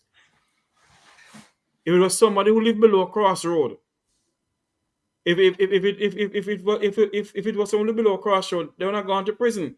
Yeah, but because of people, but Jeffrey, somebody below a crossroad wouldn't occupy the position there. They know what they're doing when they put people in a position there. well, you have a point there, and you know the people of where Mr. Buchanan live of the Vumva and the Vumva.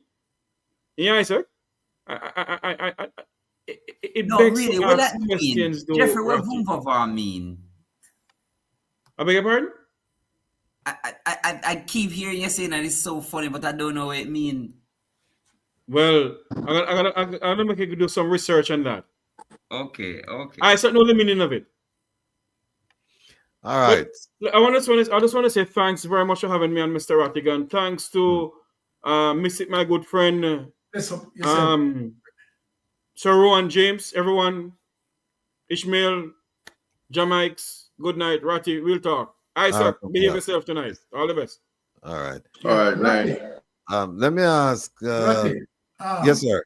could I just say one thing in terms of just finish off with the DPP?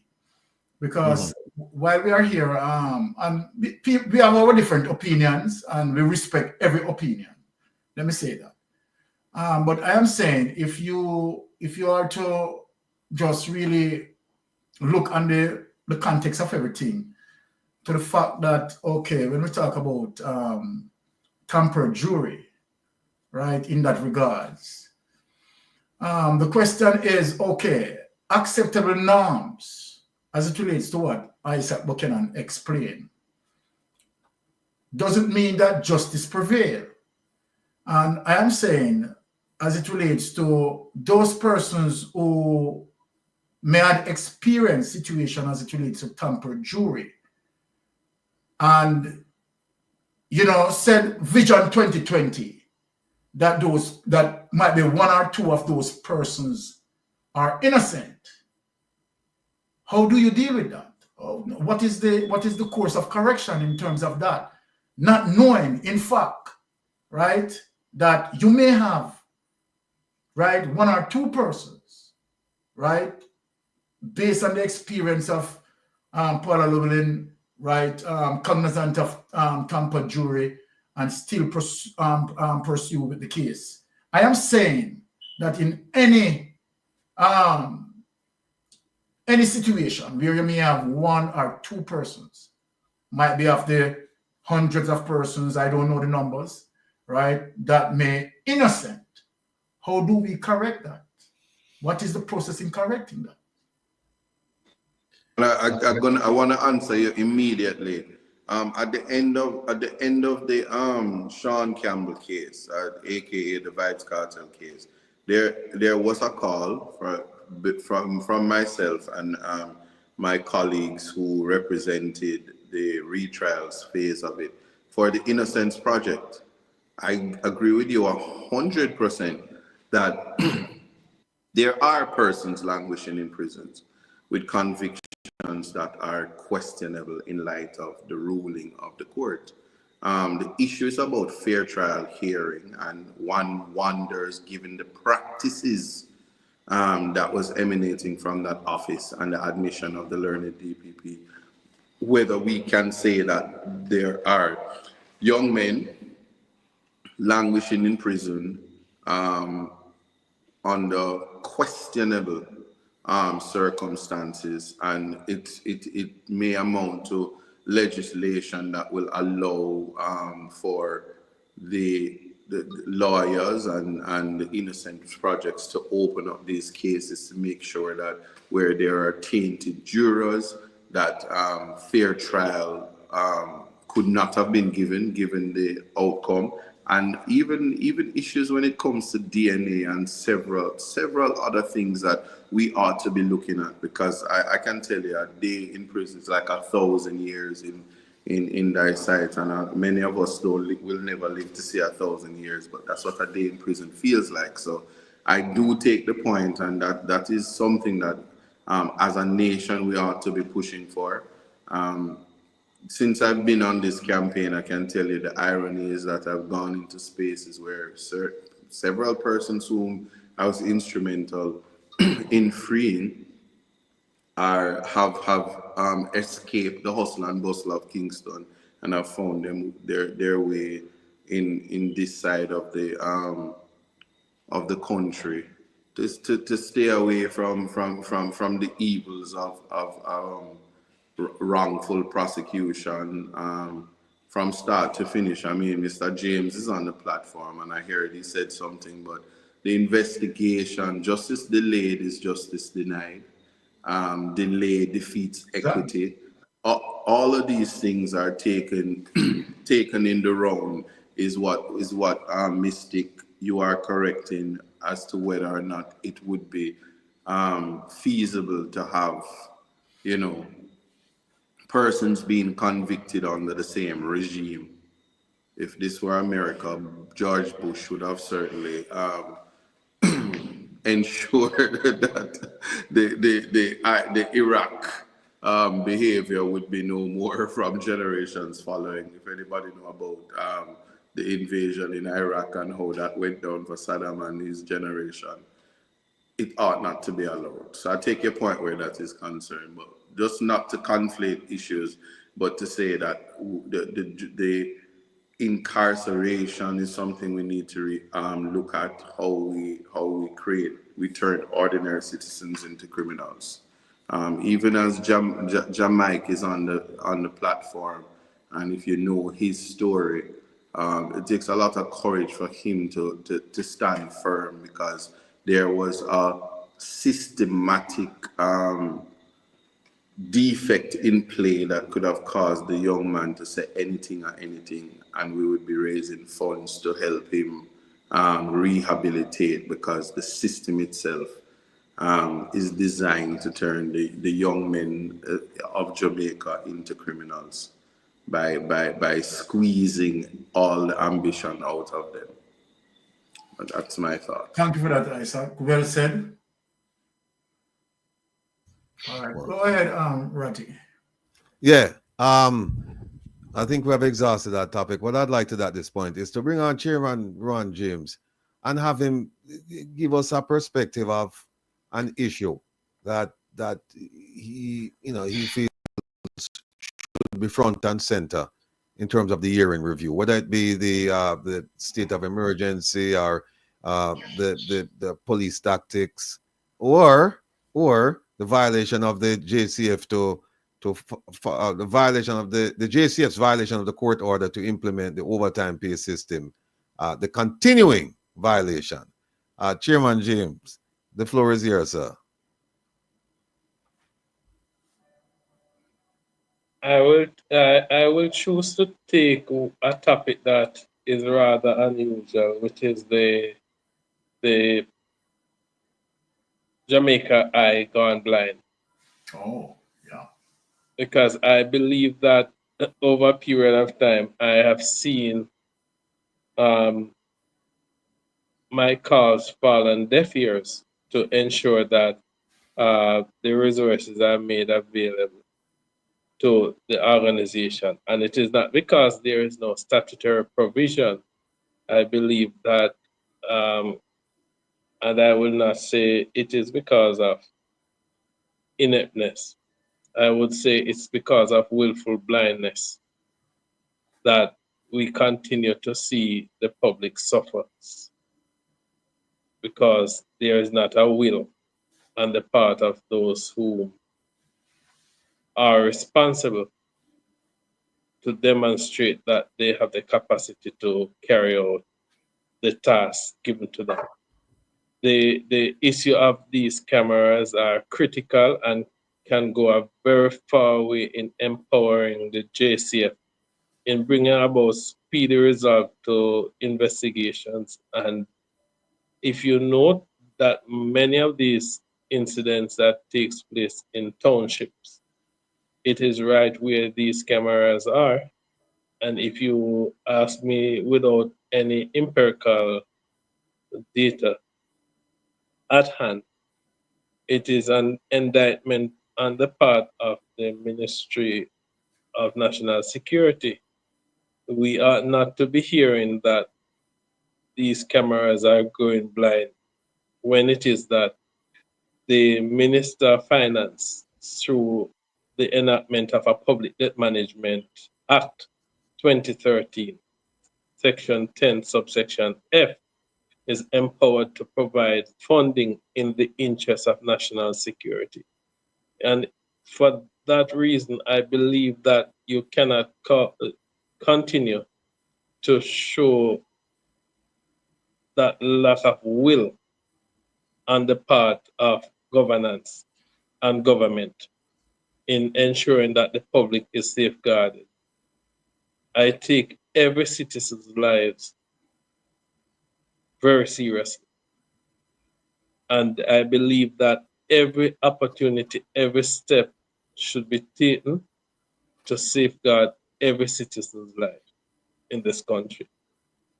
The failure of one life lost is an indictment. I will go on to say that in relation to, it is the first instance where I've seen where authority seeks to impose sanction and hold persons accountable, but seeks to breach the orders of the court and continues to breach the orders of the court. And it seems it's a norm, and that nobody is, let me put it another way, that persons are above the law and cannot be held accountable. But because it's a matter that is before the court, I will allow the court to adjudicate on the matter appropriately, because I believe that I have a competent attorney in the matter. But just to say that it is sad when the system seeks to put the well-being and welfare of the men and women at risk, and by extension, the safety and security of the nation. Okay, Brother James, Ratty, could you allow me in the space? Let me just ask Sure. Brother James a question. Sure. Okay. Brother James, I'm just going to read something for you, and based on what you said as it relates to, the government exposing police officers at risk, right? Might be not providing the necessary amenities. I don't know if that is what you're saying, why they have been exposed. But let me just read this. The government has spent approximately 9.7 billion on capital investment in the national security over the last 8 years, right? Making his contribution to the 2023-2024 budget debate in the House of Representatives recently. The Prime Minister, the Most Honorable Andrew Holness, said that the sum is an increase over the approximately 32 billion spent over the 8 years period prior to 2016. Okay. That being said, just let me ask you as it relates to your personal observation to the fact that, of course, you are inside, and based on the amount here that being spent, 9.7 billion, in your own estimate, based on your observation, right? Could you explain as it relates to whether you have seen, as it relates to the necessary amenities that's supposed to be given to the police to have them operate in a very efficient manner? Could you see that expenditure that the Jamaica Labour Party administration had spoken about justify as it relates to the operational process of the force? As a citizen of this country and having seen firsthand, I would dare say that yes, you would have seen an injection of capital. However, because the organization has been defunded over the years, it is minuscule to what is really required to get us to the point of being fully efficient in that sense. I also want to point out that because of the devaluation of the dollar and procurement processes, it may very well mean that you put in $1 million, but the $1 million that could have purchased 2,000 accoutrement back then is not what will be able to procure these accoutrement in today's given the inflation period that we are experiencing on a whole. So I want to be balanced, to be fair, and to say yes, there has been capital injection, and there has been instances where I've publicly come out and say to the government, that we observe that monies are still, even though budgeted, being returned to the central treasury coffers, because either persons are tardy in ensuring that things are done. I must commend the commissioner though on one issue that I held close to my heart, in that the monies where persons used to act without being remunerated, that the commissioner has seen it fit to promote those persons. So that's a plus. At least persons who are occupying those positions have been promoted, and I believe that will be duly rewarded in terms of remuneration. So those monies that normally return to the central government treasury coffers over the years, I have seen a shift in the sense that the strength of the organization is being complemented by supervisors and other aspects of promotion that are visibly and of note. The other thing that I would hasten to point out is that, notwithstanding all the issue of the monies that you made mention of, I believe that many of us would have seen our officers out there still void of these ballistic vests, which is a cause for concern. And even the cameras, body-worn cameras, I believe that many of the concerns of our citizens that has been leveled at us, we could do well with the body-worn cameras to mitigate against such unwarranted and justifiably allegations that have been leveled against us. I believe that one of the things that I would love to see is that the level of professionalism that I've seen, that I would want to see a tighter grip on that aspect of it. I believe that our citizens deserve to be treated with the utmost of respect and reciprocated on both ends. And I just want to see that level of professionalism that will take us in the realm of the 2030 vision. Okay. That is where I want to see us going. Okay. And So I want to see the capital injection that will get us to where we should be. okay. So based on what you had just said, if I should clearly comprehend you, you're saying that the 9.7 billion could be spent, but as a result of inflation, that 9.7 billion is minuscule as to the amount of things that need to be fixed. Is that what you're saying? Or you're saying as a result of the procurement process, right, that have not been spent, and so then we are not seeing that, make it clear for us. And it could have been spent, and bear in mind too that you would have had a number of states of emergencies and ZOSOs, and those operations effectively, if you should look at the mathematical aspect of it and the dollar, it is consequential on the budget, because it may cost you, if you look at the real dollar figure, about 3 times than the aspect of general policing. Let me ask something here, Chairman James. You know, when people say you run your business like a patty shop, it's supposed to be derogatory. It's supposed to say it's not running like a business should.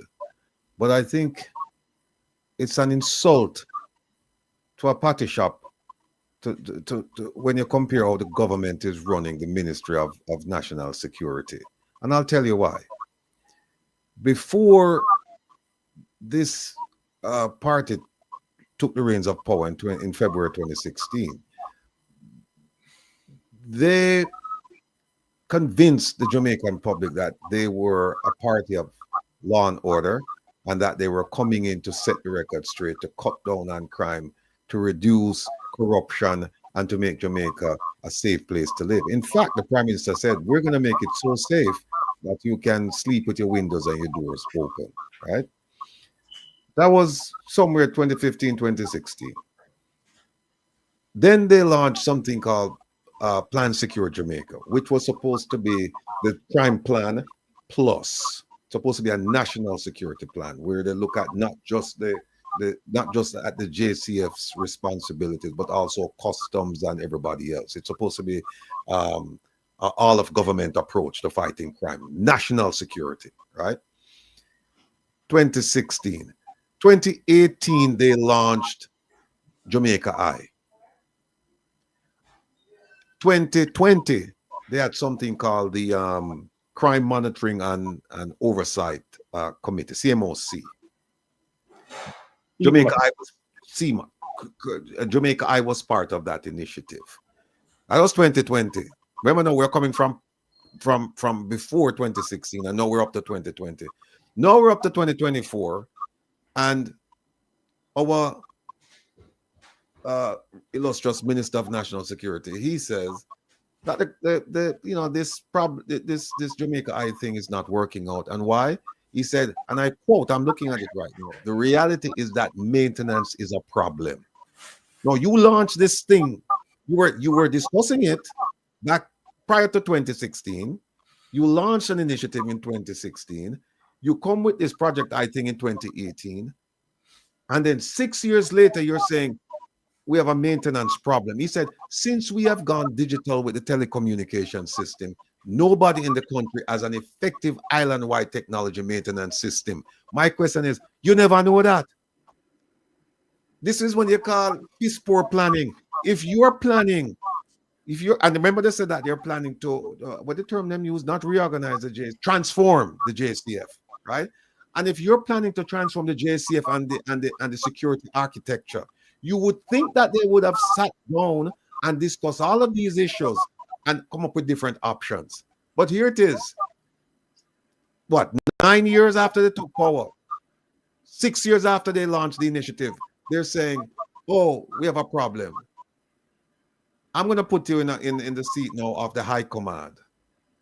Better yet, I'll put you in the seat of the police commissioner. And I say to you, Commissioner James, you see the problems that we have where we plan, but we don't plan. We need a fix for this. For this particular problem, Jamaica Eye. Forget about everything else. Give me your best take on that. The simple fact, I believe that it's an indictment when you have competent persons within the organization, both JDF and JCF, that are IT specialists and has the capacity. Because, in matter of fact, for the first time, the JCF has someone in charge of logistics. So, and you have an information and technology branch. So, in the advent, is it that we are being told that these branches are of no moment and incapable of performing the task for which they were established? It's a slap in the face. I believe that the resources are to be properly channeled so that the commissioner can have at his disposal all those resources to properly disseminate for the benefit of the service of the cameras and for the people of Jamaica to be safeguarded. It cannot, and as I would have said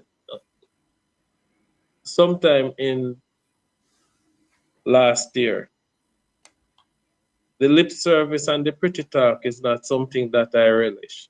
I believe that we should desist from sugarcoating. I don't believe that my sin basket should include that of the government nor the organization. The citizen of Jamaica is whom I would have hold an obligation having taken the oath of office.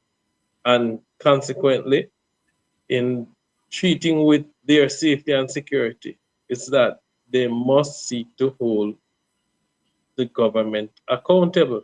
You have elected a government, and our Prime Minister, the mother of the region, Mia Matley, would have said, the people having elected a government, the government should not fail the people having been elected by the people and been entrusted by the people. And if that is so, they should do the honorable thing. Right. One last thing.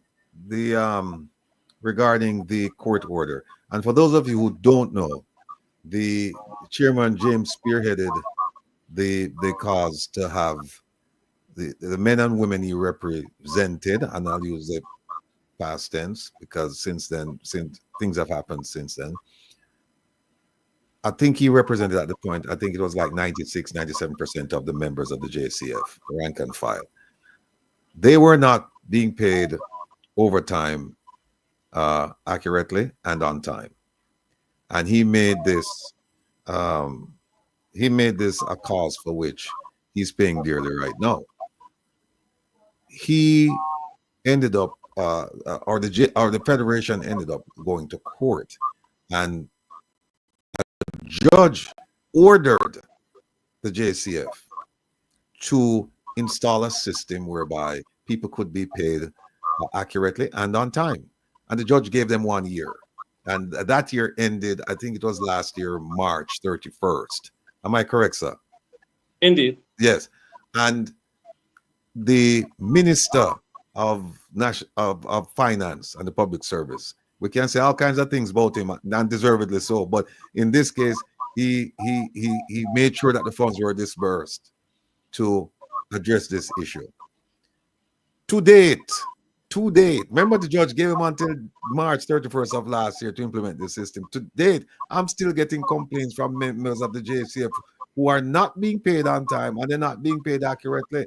Chairman James, I know you are somewhat removed from that position, but is there anything you can tell us as far as a status report? I continue to get the complaints. Sufficing to say that I've made a strategic move before the court and not to disclose much, but come February, much will be unveiled. Okay, sir. Say no more. Anybody else would like to address the issue of crime? We have a crime expert here. Anti-crime expert, I should say, not a crime. you know, one other thing that we continue to do, I continue to hear fight crime. I believe that we should reduce our language to the issue of managing crime. Because it sounds a bit violent when we continue to say that we are fighting crime as if we are up against each other. You're right. And maybe that rhetoric associated with the fact that we have heard utterances about shooting to kill and all of this nonsense may have given cause to the spike in extrajudicial killings. We don't know. I'm just throwing that out there. If people are saying that, hey, look, this is what we expect of you, then fine. What you expect is what you get. So anybody wants to throw something at Chairman James here? Hey, Mr. James, I want to say thank you for doing what you're doing. Yes, the police officers need to be treated properly, need to first be compensated properly. I want to say also to Mr. Isaac, thank you for recognizing my effort. And let me tell you, man, I've passed a lot of worse in my life, and I accept the challenge. God put me on this path, and I will walk it with. And I think Mr. James is in the same situation. And when I looked at in the period fiscal year of 2022, 2023 to 2024, 111.7 billion was allocated into the security ministry, right? And when you look at it, you're going to ask, is it money well spent? Because when you hear the minister comes up and say that the cameras are not being maintained, I don't think that is the wisest thing to make public. This is just my own opinion, and I believe he's very right, because most definitely must be at paramount, right? If you implement something, it's about the maintenance of it to ensure that it is effective. I heard Mr. James also about the discipline and professionalism of the officers. It is imperative that our officers sets the precedent for the rest of the country. Because if you want people to respect you, you have to first be respectful. You are put in a position because we entrust that you are disciplined and you are able to have conflict resolution. And when we look at our officers and women, when we see the various videos on social media, see how our police officers are not reacting in the best way possible, and that needs to change. Before we ask the to respect us, we must be a respectful man. I hear Mr. Kevin Blake also saying that YouTubers like Mr. Will Rattigan and Mystic Sensation, the public not to have no trust for the police and the numbers that they put out. But the thing is, it is contrary, because saying that the number is down. And if you're talking about, if you want to know how, go on the road and you see a Beryllion van, the psyche of your go, you feel so safe in your country. So those are the things that we see. And we're just asking that first thing, pay the police officers. That's the first way you can respect police officers. And when they're paid well, then we can expect a better job from them, right? And also another point about the body cameras. The body cameras is to protect first the police officers, right? And protect transparency. And protect, there you go. Transparency also protect the public. And it is important, and to hear the Minister of Security to downplay the importance of body camera. It's a dark day for Jamaica, and we have to hurry these people, because as you said, we're not supposed to be talking about fighting crime, because think about it, bullying a bully, have that ever worked out good? No, it has never worked out good in history. And I think we need to reshape redefine how we look at crime control. And first thing, let us corruption, let us fight poverty, and let us fight illiteracy. Thank you, Mr. James. Let me just say something before I give Mystic another chance, another bite at the apple before we bring on Isa. For those of you who are concerned about the murder rate in Jamaica, you are beginning to hear a lot of propaganda that it's lower than last year, it's 20% lower, and it's this and it's that. I'm asking you to ask the police high command this.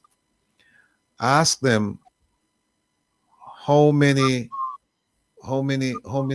pots, how many categories do they have dead people in? And to be more specific, please ask them if they have a pot or a category called death investigation. Ask them that. Ask them if there's a category called suicide. Ask them if there's a category called self-defense. And then ask them if there's a category called missing persons. And there might be more categories.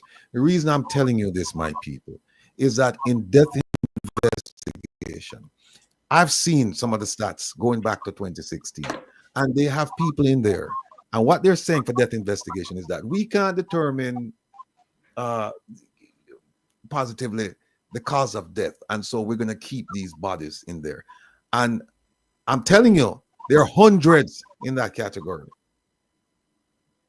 I think when I checked the last time, I think it was like over 300, I think, from 2016 to now. Just ask them, why is it that we have somebody who's dead? Not somebody. We have people dead in 2016. And here it is now, 2024. You still can't tell how this person died. You still can't. And don't forget missing persons. Lots of people inside there. But one of the things about missing persons, why some of them won't get counted, is because if somebody is missing, in order to be declared dead legally, you have to go to court. And the person must be missing, I think it's must for 7 years. And then you can get the court to declare that, yes, the person is dead. That's not taking place in Jamaica. We need to do that if you have your loved ones are missing for such a long period of time and you haven't heard from them. You need to go to court and get them declared dead. Especially if some of you who, you never know. I don't know if the loved one might have insurance policies and things like that, and they don't become effective. They don't take effect until a court has ruled that the person is dead. So when them give you these numbers, just ask them that. Don't tell them Sir Rattigan tell you for ask them, because them now give you the true answer. But if you need the stats, I'm gonna put them up on the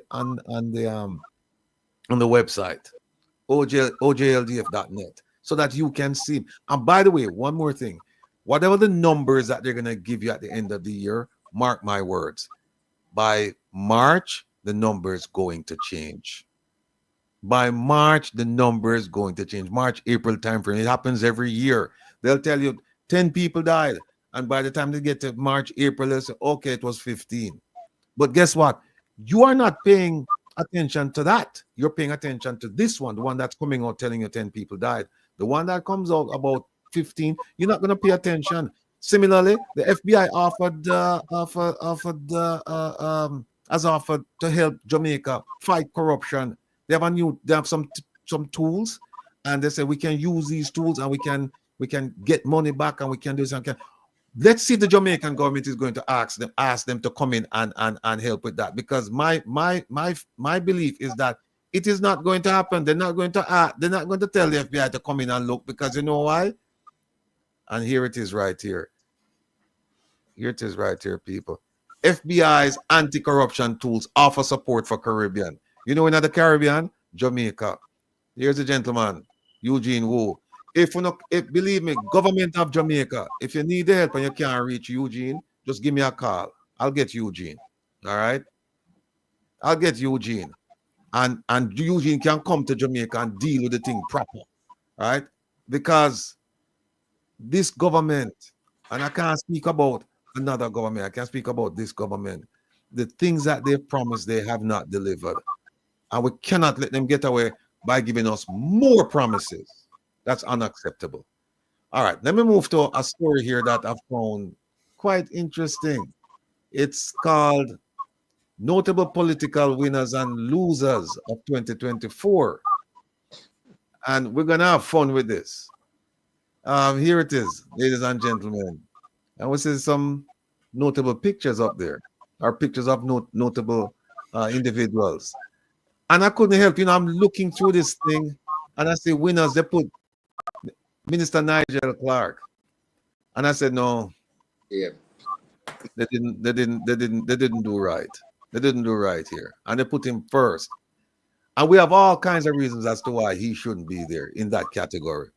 But be that as it may. Then they put the leader of the opposition. And then this is also another mistake.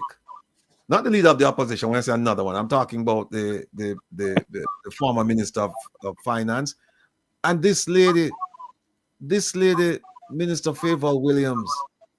She's like somebody who's just looking for a home, because she can't seem to succeed wherever they put her. and this is this is her third assignment as a minister. Third assignment as minister. Science and technology, failure. Education, colossal failure. And no Ministry of Finance. What do you think? And look, them just put her there, and then look at them put her as a winner because she's the first female to be appointed Jamaica's Minister of Finance. You see, this is a joke. Come on, observer. Give me some substance. Tell me that she make Jamaica better. She put in more policies. She was more visible. She's a leader. Tell me all of these things. Don't tell me that she's a winner because she's the first female appointed Jamaica Minister of Finance. By the way, was she the first female Minister of Science and Technology? Because if she was, why didn't she get an award for that? And was she the first female Minister of Education?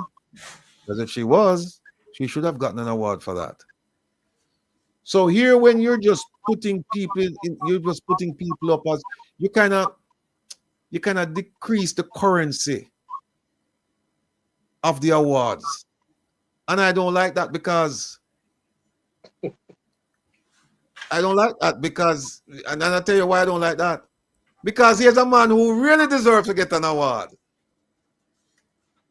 This is a man who has fought the good fight and won. This is a man who has struggled. This is a man who has redeemed himself immeasurably. This is a man who has contributed mightily to Jamaica. This is a man who is a tremendous inspiration to a whole heap of youth who come from the place behind Bakami. This is a man who never fling stone back at him. This is a man who constantly trying to do something to uplift the dispossessed, the trampled, the unwanted, the most forgotten people of Jamaica. So when you tell me you're going to put him in the same category as Minister Favour Williams because she's the first female, I hope you didn't give, before I get to the narrative, I hope you didn't give him the award for being the most redemptive. I hope you never get the award for that. Let me see when you give him the award for. Yeah, you say you give him from his drug convictions to be censured for derogatory remarks. You can call him Mr. Controversy, but him represented Vibes Cartel, and he's now a candidate for Parliament, and then they put riding the wave of the popularity of his famous client, as if my brethren not popular himself. Not to say that him client not popular, no, but I don't think him a ride a wave. I think him a ride him own wave. I think him a chart him own path, you know. And we just want to big up Isaac Buchanan for taking a stand and saying, boy, I think I have something to offer the Jamaican population, particularly the people in East Portland. And I think he should be commended for that. But to put him in the same category with Minister Favour Williams simply because she's the first female to be named Minister of Finance, I think is a disservice to this man and his contributions, his continuing contributions to the country of Jamaica. She has presided over a ministry that has unaccounted, lost, misallocated, stolen funds to the tune of 9 billion, I think.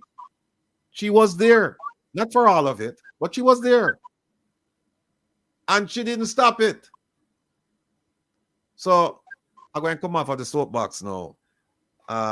Because I see where me get distracted. Because I beat the lady when we should have big up Isaac. So Isaac, big up yourself, sir. How do you feel about this? Let me big you up here. Hold on there. There you go, sir. Yeah. How do you feel about this newspaper report? No, well, you know, it's entertainment. It's the end of the year, and the observer needs to outdo the gleaner.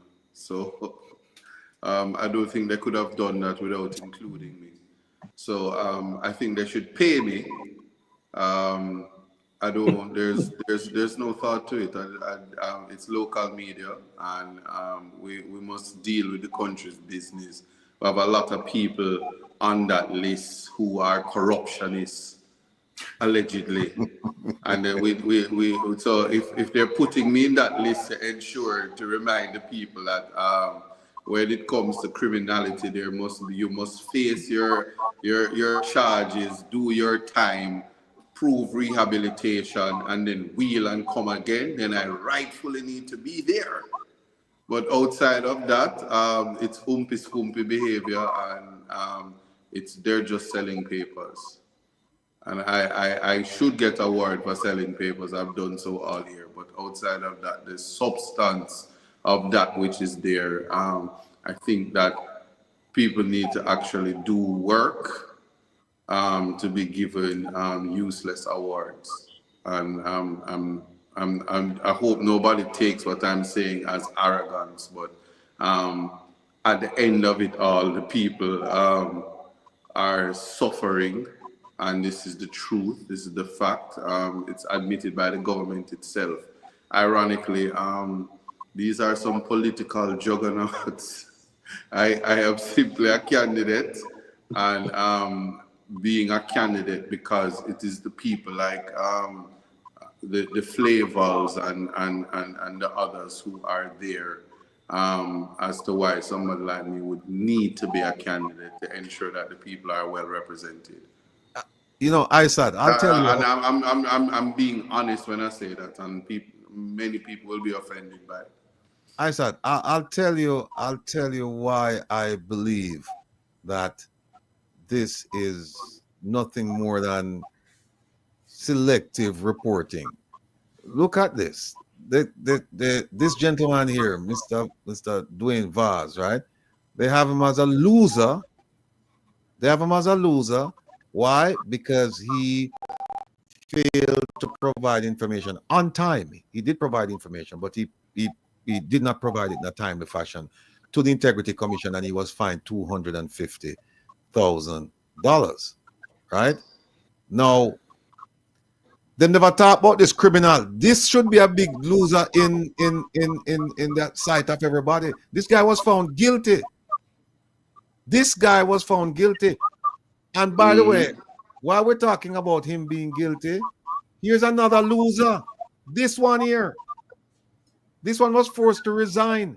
We're not saying she's guilty of anything. We're just saying as a fact, she resigned as a result of the Integrity Commission's report that was tabled by her. She tabled her. This is like, suicide, She tabled her own report that says, look, lady, you have committed some criminal acts for which we are recommending that you be charged. And she was charged. How come she never make it as a loser? Because then she would be in the same position as the security minister. They have a category where you win and you lose, so you're like a double ganger or well, they put him in the category where they say it's like on the fence. Yeah, so they call it something. So she's on the fence because her comeback story is amazing. I mean, after giving your sister a Benz, they re-elect you anyway. And some of them, it's hilarious. Hey, this is a gentleman they call loser. That's the guy who lost because he run off his mouth to you, and then you put him in the court, and then him lose him work, and then the counselor, the big counselor, show him say him have no neck. Yeah, and yeah. So you see, it's entertainment. It's entertainment. But you're right, because here's the thing. Sometimes you have to be careful what you ask for, because we were hoping that good sense would prevail and that he would be removed from the position. And he was removed. But no, I'm sorry they move him because they put somebody there, Minister Dana Morris Dixon or something, and she's worse than this gentleman. Not true. Not true. In my sight. She is putting her neck out for the Prime Minister. And to do so, you have to have a neck. No. Well, listen, Listen. I said no easy. As far as reporting is concerned, no, I shouldn't say it because some people are going to say I should. No, I won't say. All I'll say is this: is that she's worse than him because at least when he showed up at the at podium, he for certain questions he would say, "Well, I have to go and check, and I'll have to come back, and I'll have to update you," and then he would never come back, right? Or give you some kind of answer where just cryptic.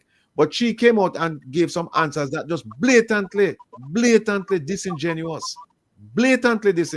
So, well, I'm sorry for seeing up on the list, brethren, because there are other people more deserving of being on the list, but you're up on the list. But I've always said, do not trust the words of a politician. I was just gonna play him. No, he's a gentleman that I don't know. I really don't know about this gentleman. Here's our gentleman here. Now, look what the category they put him. The category is called On the Bubble. Meaning on the bubble, double trouble. No, you must be joking if you say that this gentleman here is on the bubble. You have to be joking that he's on the bubble. I hope it's not bubble gum.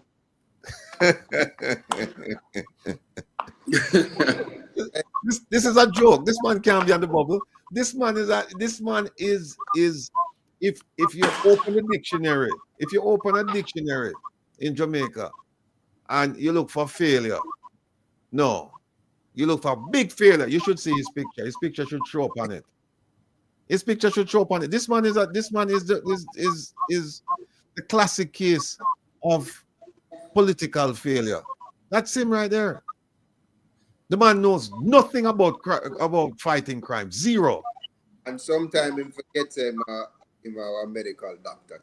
In fact, because the prime minister have to tell him, say, get up, so the prostate drop down. Anyways, I'm going to run. It's been a great pleasure. Okay. I'm going to run. Good night. All right, brethren. Good night, bro. All right. All right. Mr. Rattigan, I go have to run as well, because I know everybody have to run, but here's what happened. We have some business to do. You need to talk to us about the drive. Yes. Or is Ishmael gone to? Ishmael is gone, and that's his portfolio. All right. Well, and I'm learning not to manage too many portfolios because I don't. We'll just leave it right there. All right, we'll close off. Mistake. Right. We'll go around the room. All right. Who wants to go first? Yeah, I did have a final question to Ron James. I guess this question will close out. This question will close out the night. The former Prime Minister lawyer said his back is broad like sharpshooter. Right? Now, the thing is, as it relates to Patrick Bailey, where Jeremy, right, had been deceased, and of course, both men were under the shelter, being locked away, no forced entry, and that man received 21 stab wounds and 1 shot to the head. And as we speak today, right, Mr. Bailey has not been interrogated. Now I am wondering, in terms of my question, Brother James. Before you ask Brother James a question, somebody asked me to play this. I've always said to people, do not trust the words of politicians. Do not trust the words of politicians. Do not trust the words of politicians. I said to people, do not trust the words of politicians. People, do not trust the words of politicians. Do not trust the words of politicians. Do not trust the words of politicians. Right. Do not trust the words of politicians. Yes. So the question to Brother James, do you believe that the system, as it relates to Patrick Bailey's case, is exercising due diligence, or it's a matter where you would identify to say justice delayed is justice denied? Up until this point, right, the man has not been questioned. What is your answer? I would say Puss and Dog now the same look. We think of the best answer for the night. I grew up with my grandmother, so I try to keep it very succinct. Puss and Puss and dog. dog, we team up. Okay. All right. That says it all. Yeah, that is my question. Just want to push in that. All right, before we go, wrap it up, Brad James. Just want to encourage the citizens to be a little bit more understanding and cooperative with their officers. Get to know your police. The hostility on both sides of the fence won't cut it. We want to see a Jamaica where everybody live until they become Methuselah. So let us enjoy the ambience and the environment, de-stress, not to allow the fighting spirit in us to be defocused. Let us continue to be focused. All right. Thank you, sir. Thank you, sir. Mystic. All right. My finishing I know you didn't get to do the second one, but we'll get to it. We'll get to it. Yeah. Exactly. So my finishing statement is, really is to really empower our people as it relates to continuing to listen to, such informative platform, right? The Rattigan, the Lonesome, the Mystic Sensation, and, all the persons in the space who are giving the information, dissecting the information and disseminating the information. And to utilize that, right, to understand that we are approaching a pivotal point, right, as it relates to the general election, right? And I am, saying that to make sure that you are fully enumerated and ready, right, to put the X beside the N, right? I'm pretty much playing. I'm not going to beat around in the fence. Yeah, that is what I'm saying, right? Put the X beside your head. Make sure that this, right, government, you understand, we see the back of this government, right? We're tired of corruption, right? We are still now sitting at 44 on the corruption index. We want that to change. That's all I'm saying. I ease up. All right. I just want to thank everybody for tuning in. Thank all the guests. And, just keep in mind that this might be, not might be, this is the last reason with Rattigan for the year. But tomorrow, Tuesday night, we have Mystic Sensation. You're coming on Tuesday night? Yes, man. All right. So, going to the fire arena. Okay, so it's not the last show. It will be the last. Tonight is the last reason with Rattigan for the year, but it's not the last show for the year because Mystic Sensation is coming on Tuesday night, and it's going to be hotter. Yeah, like you never seen or feel heat before. Want to thank Ron James again, Mystic Sensation. Who else we had on? We had on Dr. Devon Taylor. We had on Jamaics, Ishmael, Jeffrey Tavares. Did I leave anybody out? I think that's it. And just remember, people, open your eyes and see for yourself. Open your eyes and know for yourself. Until Tuesday, take care. Be well. All right. Big up, Brother James. Blessings.